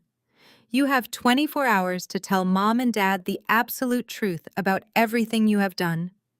If you do not confess to them by this time tomorrow, I hand the original video file directly to the federal prosecutors." The 24-hour deadline came and went in complete silence. I sat at the kitchen island, a steaming mug of black coffee in my hands, watching the digital clock on my tablet click past 10 in the morning. Chloe had not called. My parents had not reached out with frantic apologies or demands for explanations. My sister had taken the coward's route, choosing to double down on her delusions rather than face the terrifying reality of her own actions. She genuinely believed that if she ignored the 4K video of her forging a federal document, the evidence would somehow magically evaporate. Isaiah walked into the kitchen already dressed in a sharp charcoal suit.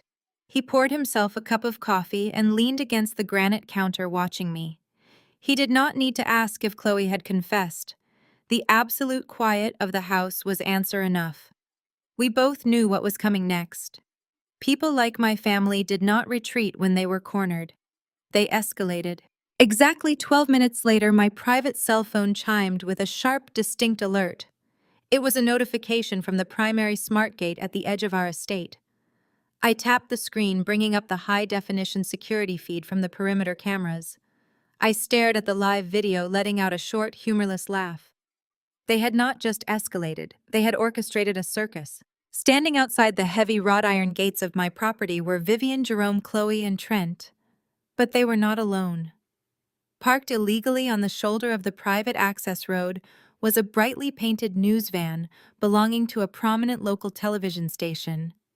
A cameraman was already hoisting a heavy camera onto his shoulder, checking the lighting, while a well-dressed reporter stood nearby, holding a microphone with the station's logo prominently displayed. They had brought the press. They were staging a public intervention for the cameras, intending to ambush me, paint me as the villainous, unstable billionaire daughter, and force my hand through public humiliation. Isaiah looked over my shoulder at the tablet screen. A cold, dangerous calm settled over his features. "I will call the security detail," he said, pulling his phone from his inner pocket. "I will have the local police remove them for trespassing on a private access road before that reporter can finish her opening stand-up." I reached out and placed my hand over his, stopping him. "No," I said, my voice completely steady. "Do not call security. Do not call the police. We are going to let them film every single second of this." I set my coffee mug down on the island and walked toward the front entrance. I did not change my clothes. I was wearing simple black trousers and a cream-colored silk blouse. I did not need to dress up to intimidate them. The environment was going to do that for me. I stepped out through the massive glass front doors and stood on the wide stone portico. My parents had never visited my home. During their podcast interviews and public smear campaigns, they had continually referred to my success as a fluke, painting me as a confused, erratic woman hoarding a modest sum of money. They expected to arrive at a comfortable upper-middle-class suburban house. They expected to find a target they could easily bully. Instead, they were staring through the security gates at a $15 million hyper-modern fortress. The estate was a masterpiece of architectural intimidation. It was constructed of sheer glass black steel and imported dark stone sitting on 10 acres of meticulously manicured land. A massive infinity pool caught the morning sun, reflecting the sharp geometric angles of the main house. It was a physical manifestation of absolute untouchable power. The driveway was a quarter-mile long, lined with towering old-growth oak trees. I stepped off the portico and began the long walk down the sweeping curve of the driveway. I did not rush. I took my time, my flat shoes crunching softly against the crushed stone. I wanted them to stand at the gates and absorb the sheer scale of the empire they had been trying to steal. As I drew closer to the perimeter, the high-definition audio from the gate's intercom system picked up their voices. Vivian was staring past the iron bars, her jaw practically unhinged. The color had completely drained from Jerome's face. Even the reporter looked slightly taken aback by the imposing security protocols and the sprawling grounds. The moment Vivian saw me approaching, her survival instincts kicked into overdrive. She realized instantly that playing the victim of a poor, struggling daughter would no longer work against the backdrop of a multi-million-dollar estate. She had to pivot her narrative for the rolling cameras. She immediately plastered a look of profound, agonizing maternal grief across her face. She rushed forward, wrapping her hands around the thick iron bars of the gate. "Maya," she cried out, her voice pitching perfectly to carry to the reporter's microphone. "Oh, my sweet girl, we have been so worried about you." The reporter immediately stepped closer, signaling the cameraman to frame Vivian and me in the same shot. Vivian turned her tragic, tear-filled eyes toward the camera lens. "We just want our family back," Vivian sobbed, delivering an Oscar-worthy performance of a heartbroken matriarch. "We came here today to stage an intervention. We know Maya has been under immense corporate pressure. We know she has not been herself. We love her so much and we just want to bring her home and get her the help she desperately needs." I stopped walking, leaving 10 feet of space between myself and the iron gates. I crossed my arms over my chest, looking at my mother with absolute clinical detachment. "You brought a local news crew to a private family intervention, Vivian?" I asked, my voice projecting clearly through the gates, completely devoid of emotion. "How remarkably intimate of you." The reporter, sensing a confrontational soundbite, thrust the microphone closer to the iron bars. "Maya, your family is clearly distressed. They claim you have isolated yourself and are acting erratically. How can you turn away your grieving mother when she is just trying to save you?" Before I could dismantle the reporter's leading question, the sound of bicycle tires crunching rapidly against the stone driveway broke the tension. Zuri and Malik were racing down the long driveway, their brightly colored safety helmets strapped on, laughing as they pedaled furiously toward the front gates. They had been riding on the trails behind the house and were completely oblivious to the dramatic spectacle unfolding at the perimeter. They skidded to a halt a few yards behind me, their eyes wide as they took in the news van, the massive camera, and the group of strangers pressing against the iron bars. Jerome saw his opening. He realized this was the perfect opportunity to validate their narrative of a fractured, loving family desperate for reunification. He puffed out his chest, stepping right up to the gate next to Vivian. He pasted a wide, beaming, grandfatherly smile onto his face, leaning forward to project warmth and authority. Zuri Malik Jerome bellowed, his voice booming with forced, jovial affection. "Come here! Come give Grandpa a huge hug! It has been entirely too long since I have seen my beautiful grandchildren." The cameraman instantly shifted his focus, zooming past me to capture the heartfelt reunion between the estranged grandfather and the innocent children. Zuri stopped straddling her bicycle. She did not smile. She did not move forward. She tilted her head slightly, staring at Jerome through the heavy iron bars with absolute chilling confusion. She looked at him as if he were a completely foreign, bizarre specimen.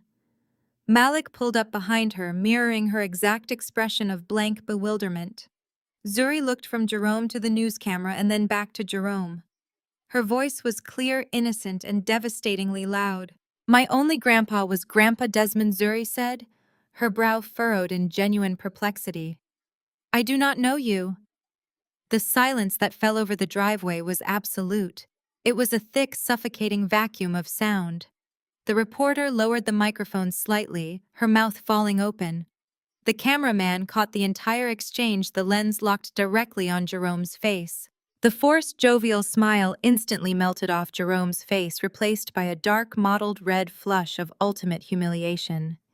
He had tried to use my children as a prop for public sympathy, and a 10-year-old girl had just effortlessly exposed the undeniable truth on live television. He was a complete stranger to them. Vivian gasped sharply, taking a full step back from the gates, as if she had been physically struck. Trent, watching the entire narrative disintegrate in a matter of seconds, panicked. The polished, arrogant lawyer realized they were losing the ambush. The cameras were recording their total humiliation. He shoved his way past Chloe and marched up to the gate, pointing an aggressive, accusatory finger at me through the bars. He decided to abandon the intervention angle and go directly for character assassination. "You should be ashamed of yourself," Maya, Trent shouted, his voice echoing off the stone walls of my property. "You stand there hiding behind your security gates, living in a $15 million fortress, hoarding your corporate wealth while your family suffers. Your elderly parents are facing immediate foreclosure on their family home today. You are letting them lose the roof over their heads while you play the arrogant billionaire." I did not break eye contact with Trent. I let his desperate, booming accusations hang in the crisp morning air. I looked at Vivian, whose face was still pale from Zuri's rejection. I looked at Jerome, who was sweating heavily in his tailored suit. Then I turned my head very slightly. I looked directly into the dark lens of the news camera, making sure the microphone picked up every single syllable. "Foreclosure?" I asked, my voice ringing with a sharp, crystal-clear innocence. "Mom, Dad, didn't Trent tell you about the third mortgage he secretly took out on your house?" The heavy lens of the news camera swung away from my face with a mechanical whir. The seasoned cameraman, recognizing the raw, unfiltered shift in the atmosphere, instantly refocused his equipment. He framed Vivian dead center. The artificial, tragic mask of the heartbroken mother had completely melted off her face. In its place was a look of profound, hollow terror. She stared at me, her mouth opening and closing like a suffocating fish, unable to process the words I had just spoken. "What third mortgage?" Vivian gasped. Her voice was not the projected theatrical sob she had used just moments before. It was a fragile, papery whisper that barely carried over the morning breeze. Trent reacted with the sheer mindless panic of a cornered animal. He shoved his way past Jerome, reaching his arms through the iron bars of my security gate, desperately trying to block the camera lens with his hand. "Turn that off!" Trent ordered, his voice cracking with sudden hysteria. "This is a private family matter. Shut that camera off right now, or I will sue your station into bankruptcy." The reporter simply took a smooth step backward, pulling her microphone out of his reach. She was a professional who knew she had just stumbled onto the story of her career. She ignored Trent entirely and turned her sharp, calculating gaze back to me. The news crew was no longer here to document a wealthy family's tragic intervention. They were here to record a spectacular corporate execution. "Your sister has painted you as the villain of this family," the reporter prompted, her tone shifting from sympathetic to fiercely inquisitive. "Are you saying your brother-in-law committed financial fraud?" "I am saying my family's entire public narrative is a carefully constructed fiction designed to cover up a federal crime," I replied, keeping my voice perfectly level and projecting clearly for the microphone. I looked directly at my sister. Chloe had retreated behind our father, shrinking away from the camera's glaring light. She looked entirely pathetic, the pristine golden child reduced to a trembling shadow.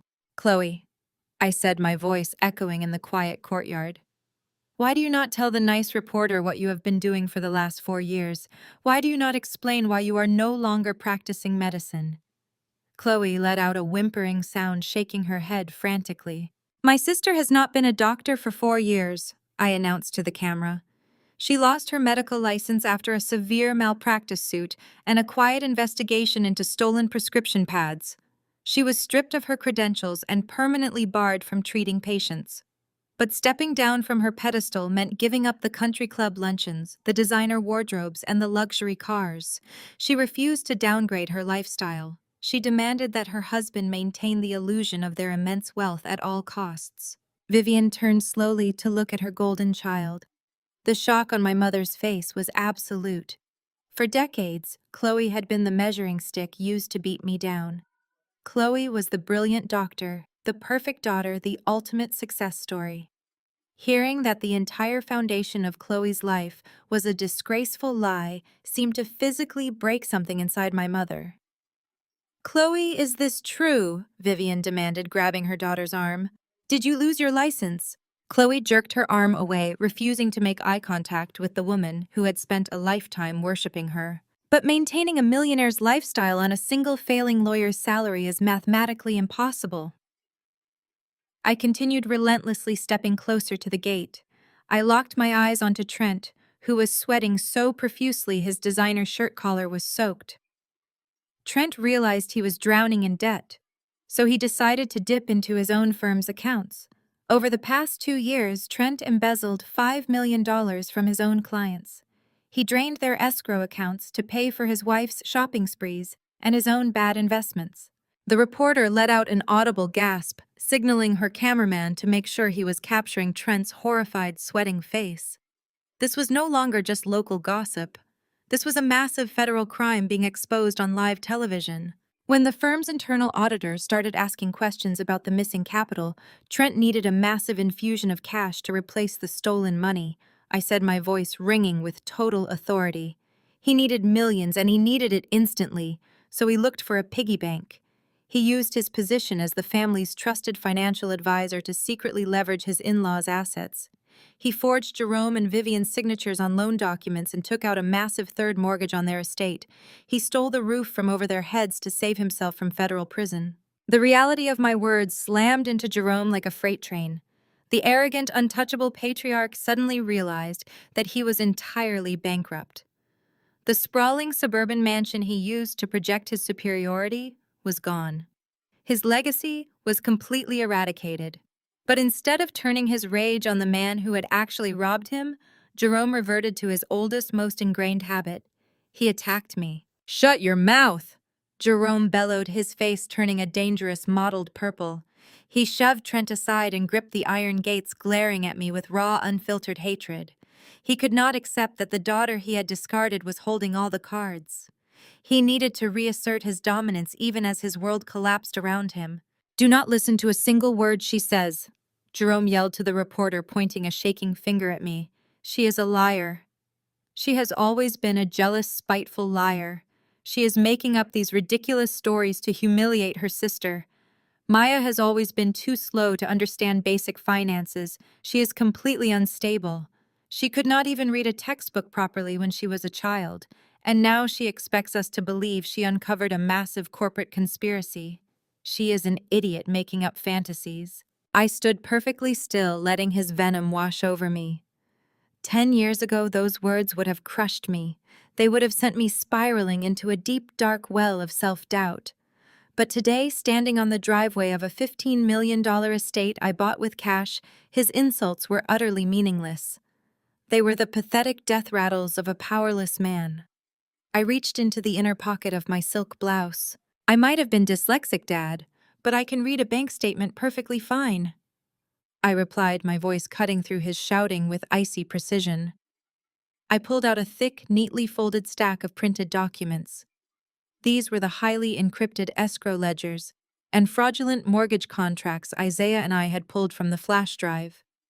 I stepped right up to the iron gate and pushed the stack of papers through the bars, handing them directly to the stunned news reporter. "These are the certified bank routing numbers, the forged property deeds, and the internal communications between Trent and his offshore accounts," I told the reporter, making sure the camera zoomed in on the papers in her hands.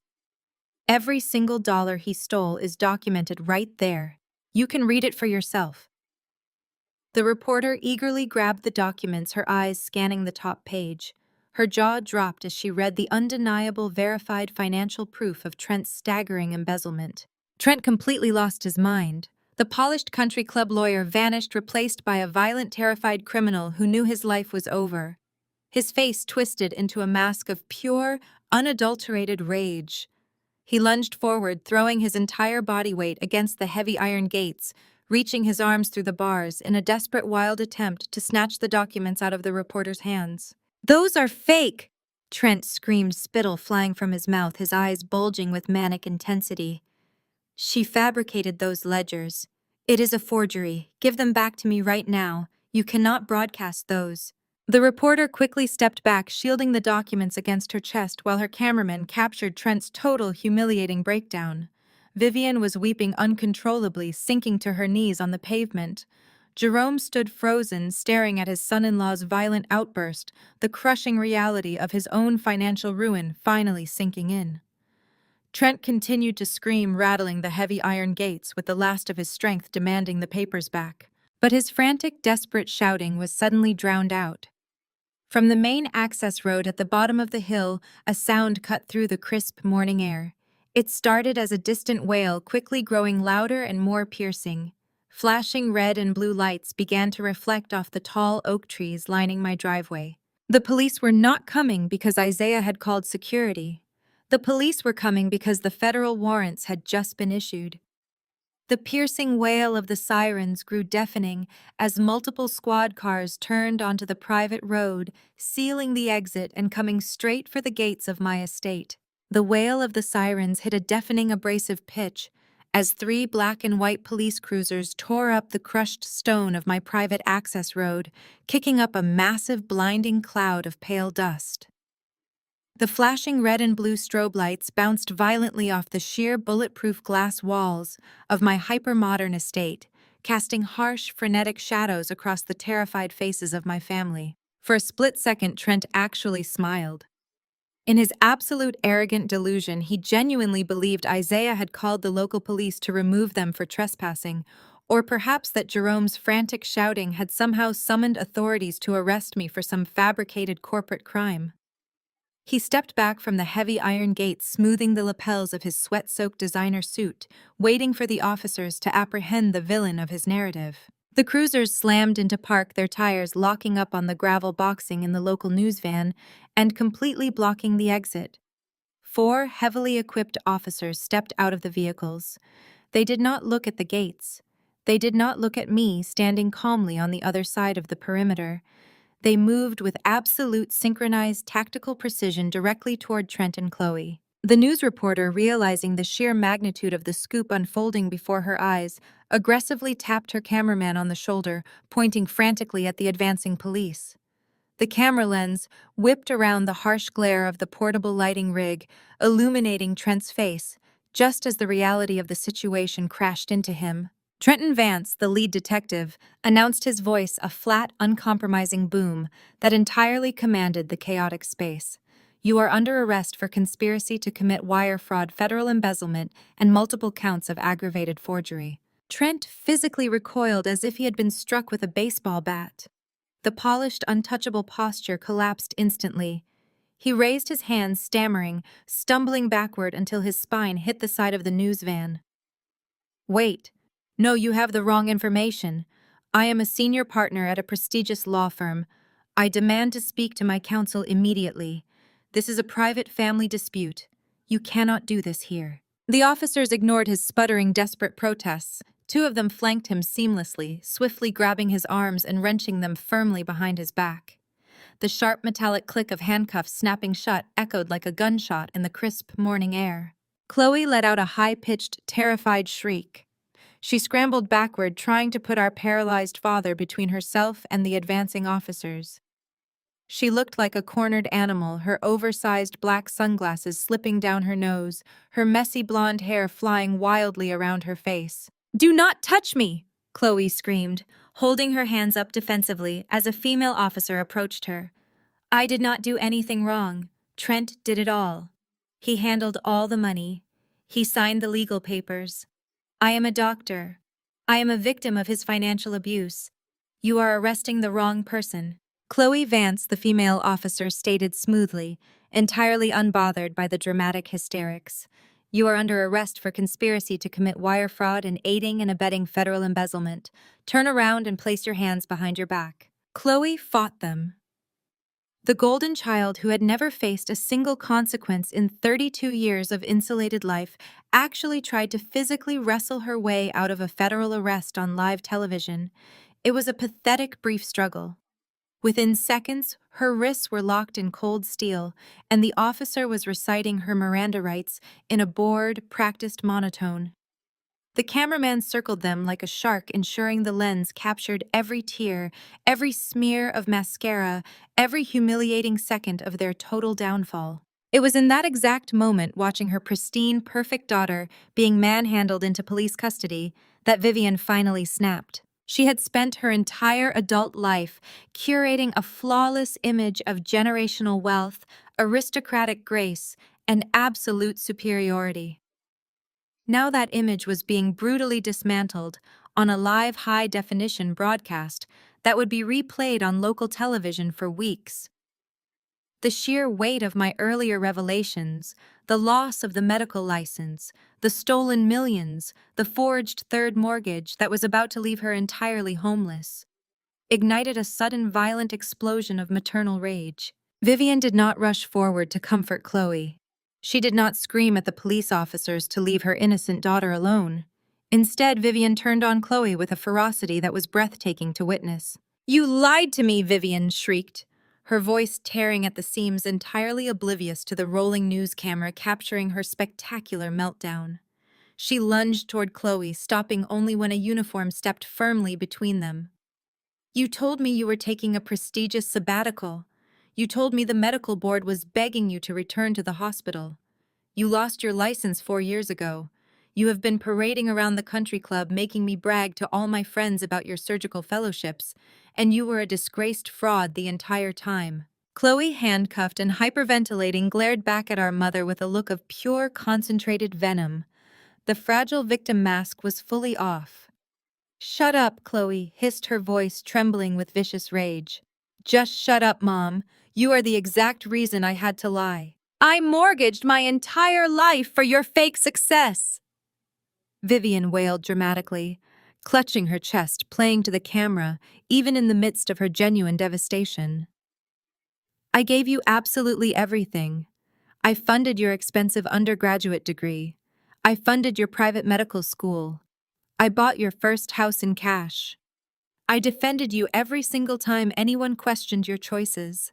Your father and I are losing our estate today because of your pathetic, fraudulent lifestyle. We are completely bankrupt because of you. You are bankrupt because you are a shallow, status-obsessed narcissist," Chloe screamed back, the ugly, rotting truth finally ripping out of her throat. The toxic dynamic they had used to break me for 25 years was suddenly turned entirely inward, shredding them in front of the entire city. "Do you think I wanted to keep up this insane charade?" Chloe yelled, straining against the officer's grip. "Do you think I enjoyed living in absolute terror every single day, waiting for the fraud investigators to kick down my front door? I lied because your love was strictly conditional, Mom. I knew exactly what would happen if I told you I failed. I watched how you treated Maya my entire life. I watched you discard her, humiliate her, and treat her like absolute garbage just because she did not fit into your perfect little country club aesthetic. You threw her away because she was dyslexic. If I had told you I lost my medical license, you would have done the exact same thing to me. You would have cut me off. You only loved me because I was the golden child. You loved the trophy, not the daughter." Vivian physically staggered backward, the words hitting her with the blunt force of a physical blow. She clutched at Jerome's arm for support, but Jerome was a hollow shell. The patriarch of the family stood rigidly in place on the gravel shoulder, his eyes wide and vacant. He was staring at the flashing lights of the police cruisers, but he was not really seeing them. He was seeing his corporate legacy, his sprawling estate, his carefully curated social standing, and his entire life's work evaporating into thin air. He had bet his entire existence on a mirage, pouring all his resources into a daughter and a son-in-law who had systematically robbed him blind and completely destroyed his name. I watched the entire spectacle unfold from my side of the iron gate in absolute unbroken silence. I did not smile. I did not gloat. I did not feel the sudden fiery rush of vindication I had once assumed this moment would naturally bring. I simply felt a profound, overwhelming sense of peace. For years I had internalized their cruelty. I had believed their narrative that I was fundamentally broken, that I was the source of the friction in our family. But watching them tear each other apart with such vicious, practiced ease, the final lingering chains of my childhood trauma dissolved into nothing. The machine was eating itself. The toxic foundation they had built their lives upon was collapsing under its own weight, and I was safely removed from the blast zone. I thought about Zuri and Malik safely playing inside the walls of my home. I was not just protecting my corporate assets today. I was permanently excising a generational rot from my children's future. They would never know the conditional, poisonous love that had defined my youth. Two officers grabbed Trent by the shoulders, steering him forcefully toward the back of the nearest patrol car. His bespoke suit was hopelessly rumpled, his silk tie askew, his hair plastered to his forehead with nervous sweat. As they pushed his head down to clear the doorframe of the cruiser, Trent violently wrenched his neck around, locking his furious, bloodshot eyes on me through the iron bars of my gate. He refused to accept total defeat. He needed to inflict one final desperate wound. "You think you won, Maya? Trent?" Snarled his voice, a guttural, desperate rasp that cut through the idling engines of the police cars. "You think you can set me up and just walk away clean? You are dead in the water. My firm knows exactly what you did with those servers. My senior partners are vicious. They have corporate litigators who will tie you up in federal court for the next 30 years. They will initiate SEC investigations. They will freeze your assets, dismantle your security firm, and completely destroy your company for this. You are finished. I did not flinch. I did not raise my voice. I simply reached into the pocket of my trousers and pulled out my smartphone. I tapped the screen, opening my secure corporate email client. I scanned the top message, which had arrived just 3 minutes prior, flagged with urgent high-priority markers. I looked up from the screen, meeting Trent's manic, desperate gaze with a cold, terrifying smile. "That is incredibly funny, Trent," I said, my voice projecting with absolute icy calm, ensuring the reporter's microphone caught the final nail in his coffin. "Because your senior partners did not just fire you. They just invited me to an emergency shareholder meeting tomorrow morning to discuss hiring my firm to replace their compromised network infrastructure." I shifted my gaze past the police cruiser, locking eyes with the two shattered, bankrupt figures standing on the edge of the driveway. "And Mom, Dad," I added, letting the silence stretch for a perfectly calculated second. "You are coming with me." The heavy glass doors of the towering Manhattan skyscraper parted flawlessly, ushering Isaiah and me into the hushed, mahogany-paneled corridors of the most prestigious white shoe law firm in the city. The ambient noise of the morning commute instantly vanished, replaced by the muffled click of expensive leather shoes against polished marble. This was the fortress Trent had operated from. This was the institution that had given him the arrogance to believe he could systematically dismantle my life and steal my uncle's legacy without consequence. Isaiah walked beside me, his presence a silent, formidable anchor. He did not say a word, but the protective, calculating way he scanned the environment told me everything. We were walking straight into the belly of the beast, fully aware that the men waiting for us inside were far more dangerous and resourceful than Trent could ever hope to be. A nervous junior associate guided us down the lengthy corridor and pushed open the massive double oak doors to the primary corporate boardroom. The space was designed specifically to intimidate. A highly polished 30-foot walnut table dominated the center of the room, surrounded by ergonomic leather chairs. Floor-to-ceiling windows offered a sweeping, panoramic view of the financial district, literally looking down on the rest of the city. But my attention was immediately drawn to the far end of the table. Vivian and Jerome were already there. The contrast between the imposing billion-dollar corporate environment and my parents' current state was staggering. They looked completely broken. The false veneer of aristocratic superiority that had defined them for decades had been entirely stripped away. Jerome was slumped in his chair, his shoulders hunched, staring blankly at a massive stack of heavily flagged legal documents. Vivian sat rigidly beside him, her hands trembling as she clutched a lukewarm cup of coffee. They were trapped. They had been summoned here by the senior partners to legally untangle the fraudulent deeds and the disastrous third mortgage Trent had filed using their forged signatures. They were currently signing away the last remaining fragments of their ruined estate. They did not look up when I entered. They simply lacked the emotional capacity to face me after the devastating public humiliation they had endured on their own driveway 24 hours prior. "Amaya, thank you for joining us," a smooth, practiced voice echoed from the head of the table. Arthur Sterling, the managing senior partner, stood up and gestured toward the empty chairs opposite him. He was a man in his late 60s, impeccably tailored with silver hair and the kind of relaxed, predatory smile that only comes from decades of winning brutal corporate wars. He was flanked by 3 other senior partners, all of them watching me with cold, evaluating eyes. "Please have a seat," Arthur continued, his tone dripping with a polite but unmistakable condescension.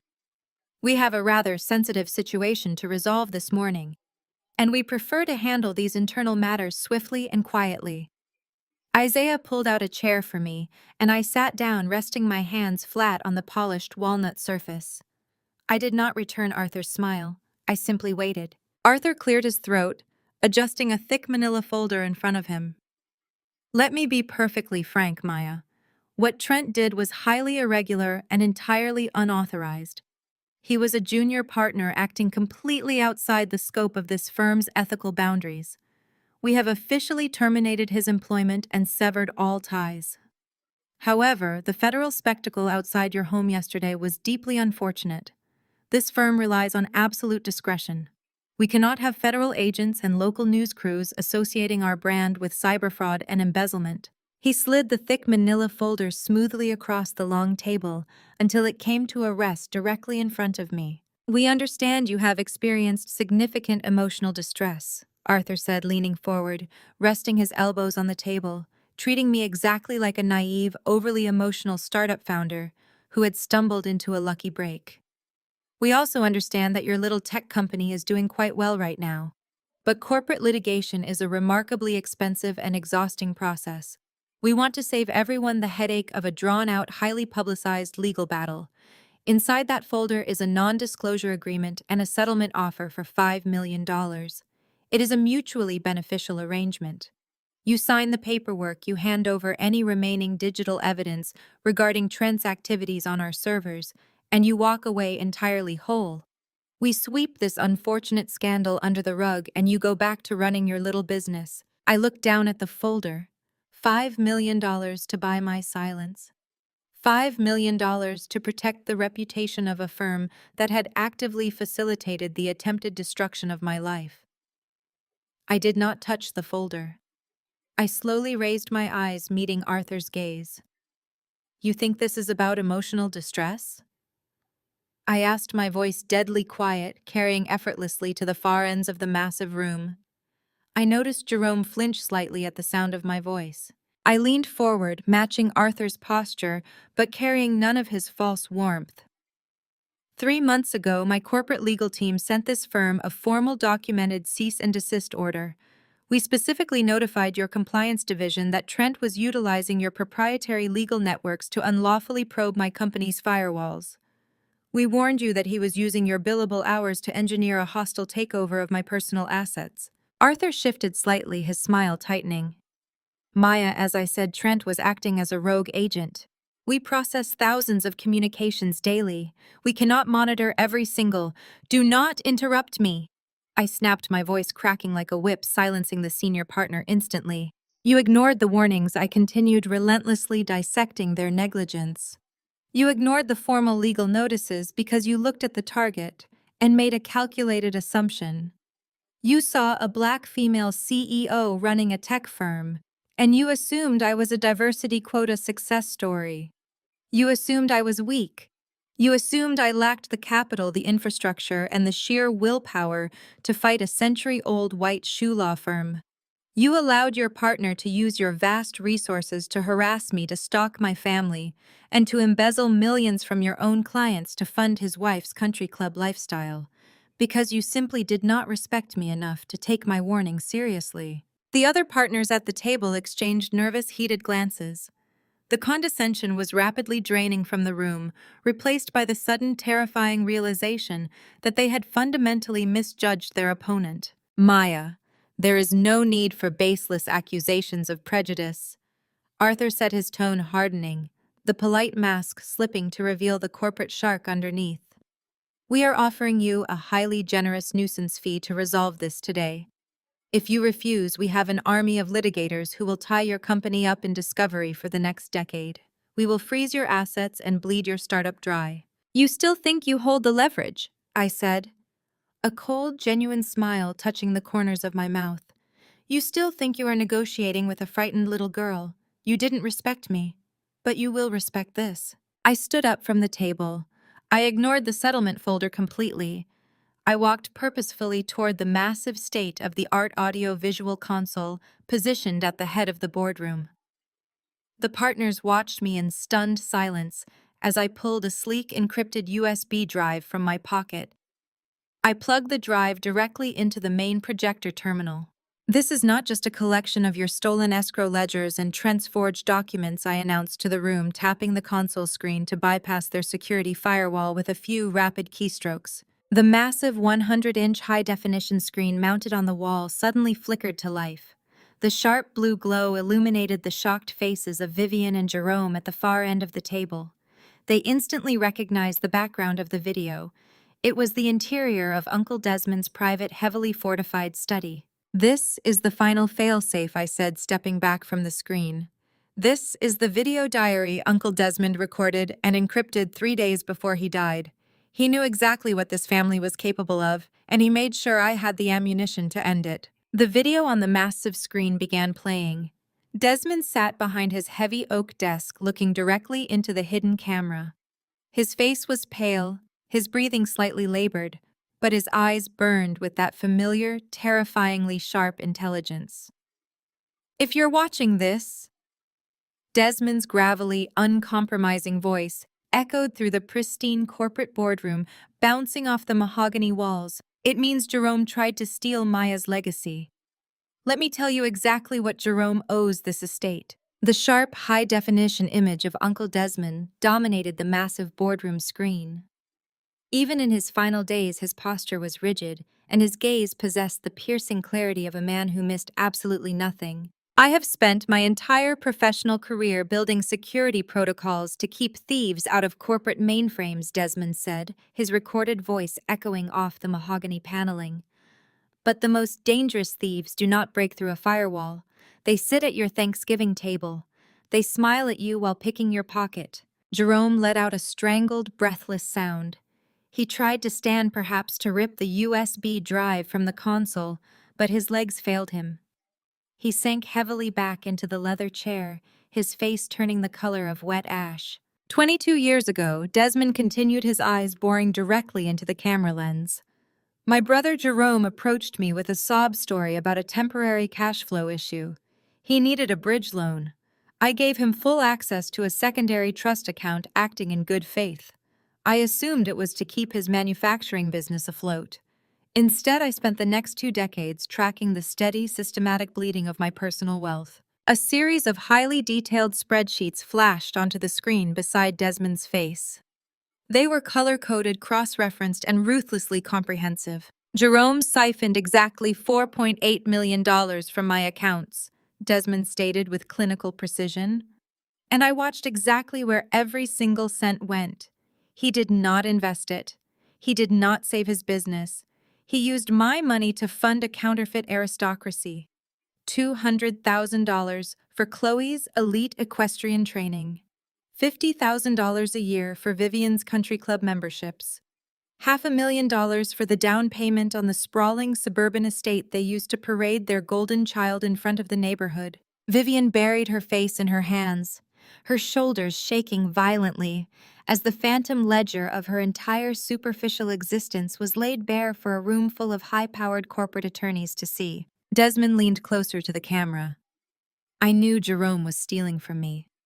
I gathered the routing numbers, the forged transfer authorizations, and the offshore shell accounts he created to hide the cash. I held on to this evidence for 20 years. I held on to it because I knew the day would come when Jerome would try to strip Maya of her rightful legacy. He threw Maya away because her mind worked differently. He threw her away because she was dyslexic and did not fit his perfect shallow mold. But Maya is the only one in this bloodline with actual integrity." Desmond pointed a finger directly at the lens. "If you are watching this in a boardroom right now, it means Jerome tried to finalize his theft. It means he tried to take what belongs to Maya, and it means the debt is officially due. I have legally structured my estate so that every stolen dollar plus 20 years of compound interest must be repaid immediately in full. Jerome Wilson is financially ruined." The screen faded to black, leaving the corporate boardroom in a heavy, suffocating silence. I slowly turned to face the senior partners. Arthur Sterling was gripping the edge of the walnut table so tightly his knuckles were completely white. The smug, condescending smile he had worn when I entered the room had been entirely obliterated. The partners suddenly grasped the catastrophic depth of their liability. Trent had not just been a rogue partner making bad investments. He had been actively utilizing their prestigious firm's resources, their servers, and their billable hours to harass a black female CEO and execute a cyber fraud campaign to cover up a 20-year family embezzlement scheme. If this video diary, along with the escrow ledgers, reached the federal prosecutors, the firm would be gutted. The FBI would seize their servers. The scandal would trigger a mass exodus of their billionaire clientele. Arthur swallowed hard, wiping a sheen of sweat from his forehead. "Maya," he started, his voice entirely stripped of its former arrogance. "We had absolutely no idea the situation extended this far. This firm operates strictly within the bounds of the law. But you did not operate within the bounds of common sense, I replied coldly. You protected Trent because you thought he was untouchable. You thought my company was a momentary nuisance. Arthur looked at the other partners. A silent, frantic consensus was reached in a matter of seconds. They were looking at a corporate death sentence, and they knew I was the only person holding the execution switch. The $5 million settlement is obviously insulting given the gravity of these revelations, Arthur stated, rapidly pushing the manila folder away.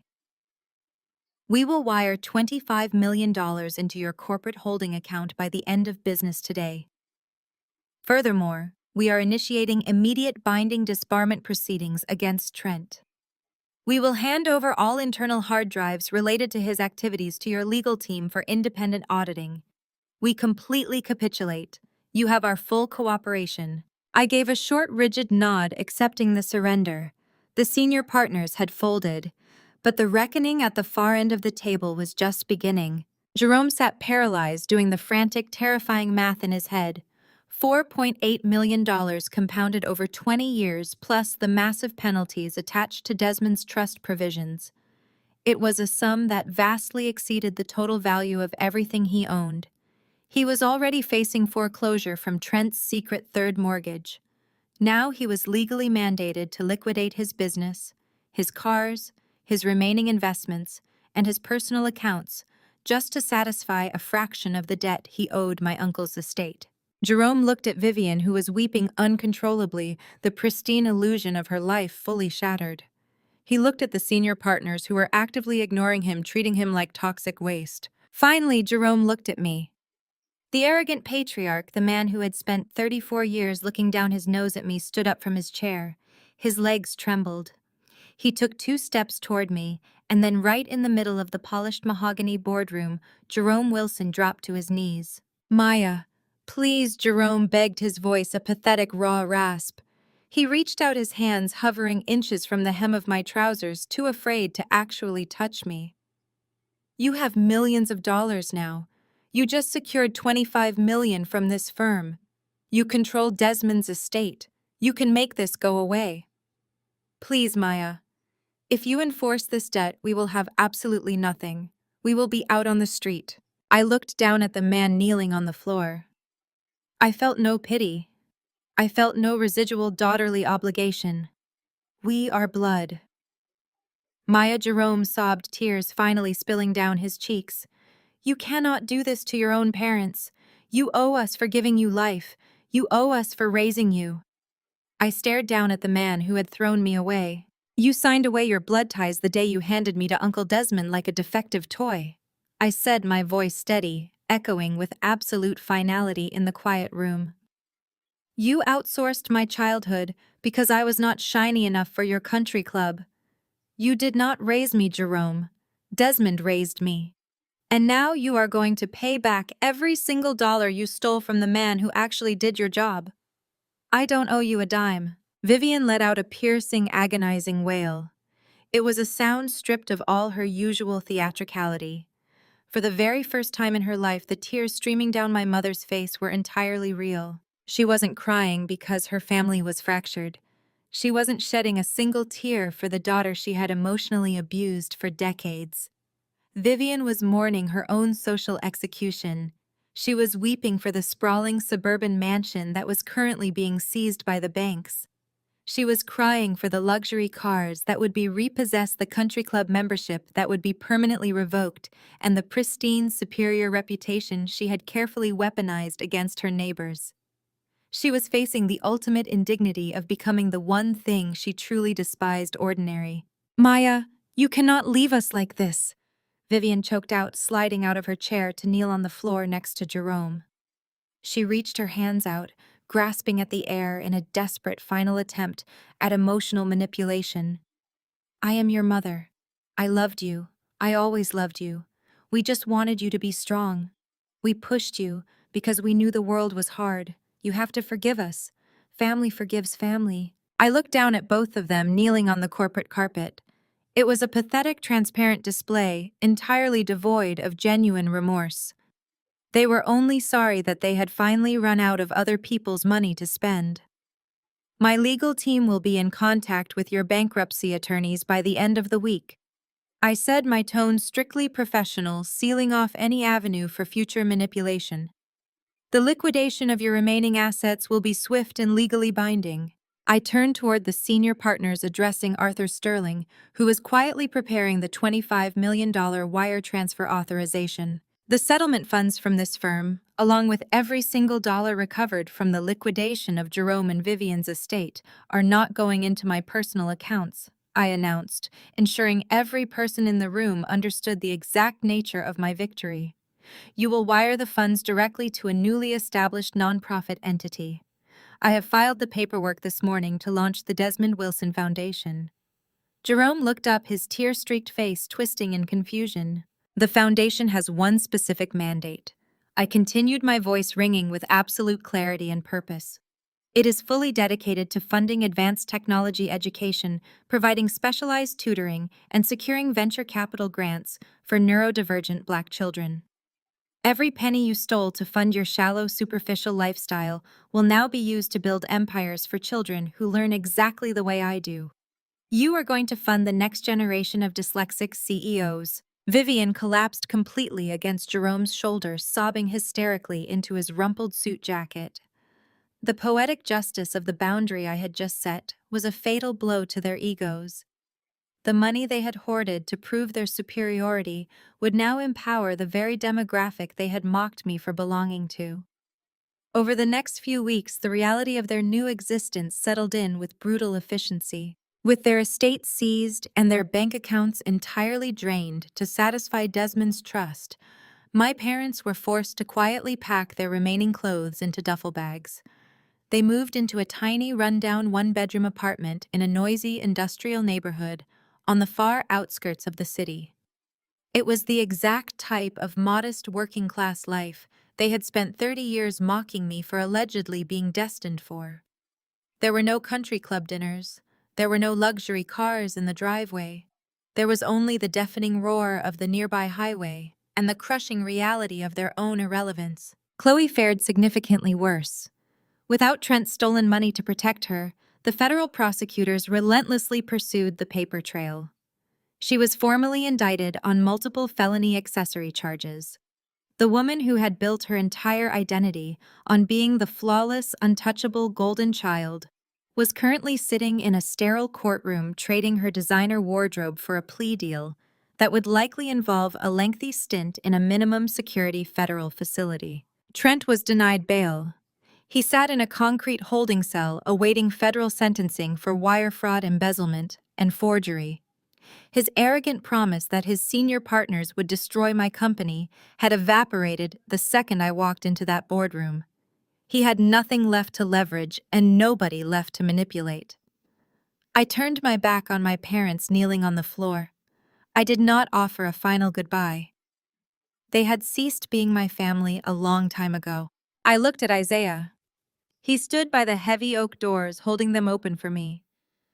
A deep, profoundly proud smile rested on his handsome face. He offered his hand, and I took it, our fingers interlocking tightly.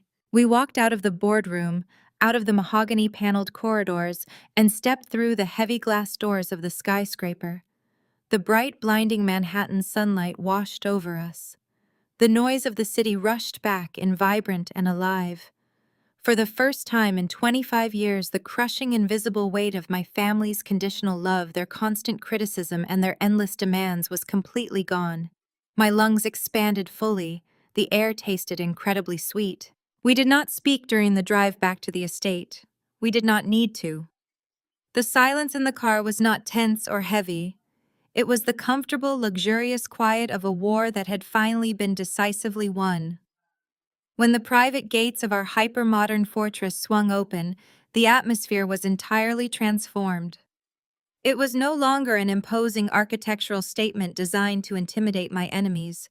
It was a home. The deep, soulful bass line of a classic R&B track drifted through the warm afternoon air, playing loudly from the outdoor sound system. The rich, mouth-watering scent of smoked brisket and sweet BBQ sauce drifted from the massive grill on the back patio. I could hear the sharp, joyous shrieks of Malik and Zuri as they chased our golden retriever across the manicured lawn, their laughter echoing off the glass walls. Several of my closest friends, the engineers who had helped me build my company from the ground up, were already relaxing on the patio furniture, holding cold drinks and arguing playfully over the music selection. There were no pretenses here. There were no country club rules, no forced smiles, and no measuring sticks. Isaiah wrapped his arm around my waist as we walked toward the backyard, pulling me close to his side.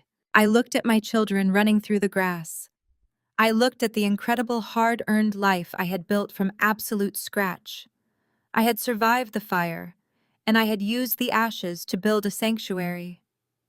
I leaned my head against my husband's shoulder, watching the sun begin to set over the horizon.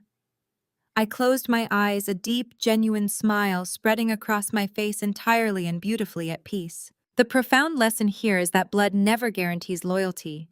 True family is defined by unconditional respect, not shared genetics. When toxic relatives use manipulation to diminish you, your most powerful response is reclaiming your independence. Real vindication comes from severing those toxic ties, building undeniable success, and turning past trauma into a purposeful future. You absolutely cannot heal in the exact environment that intentionally broke you. Have the absolute courage to walk away and fearlessly create your own beautiful sanctuary. Have you ever successfully cut ties with toxic relatives to finally protect your peace? Share your story down below,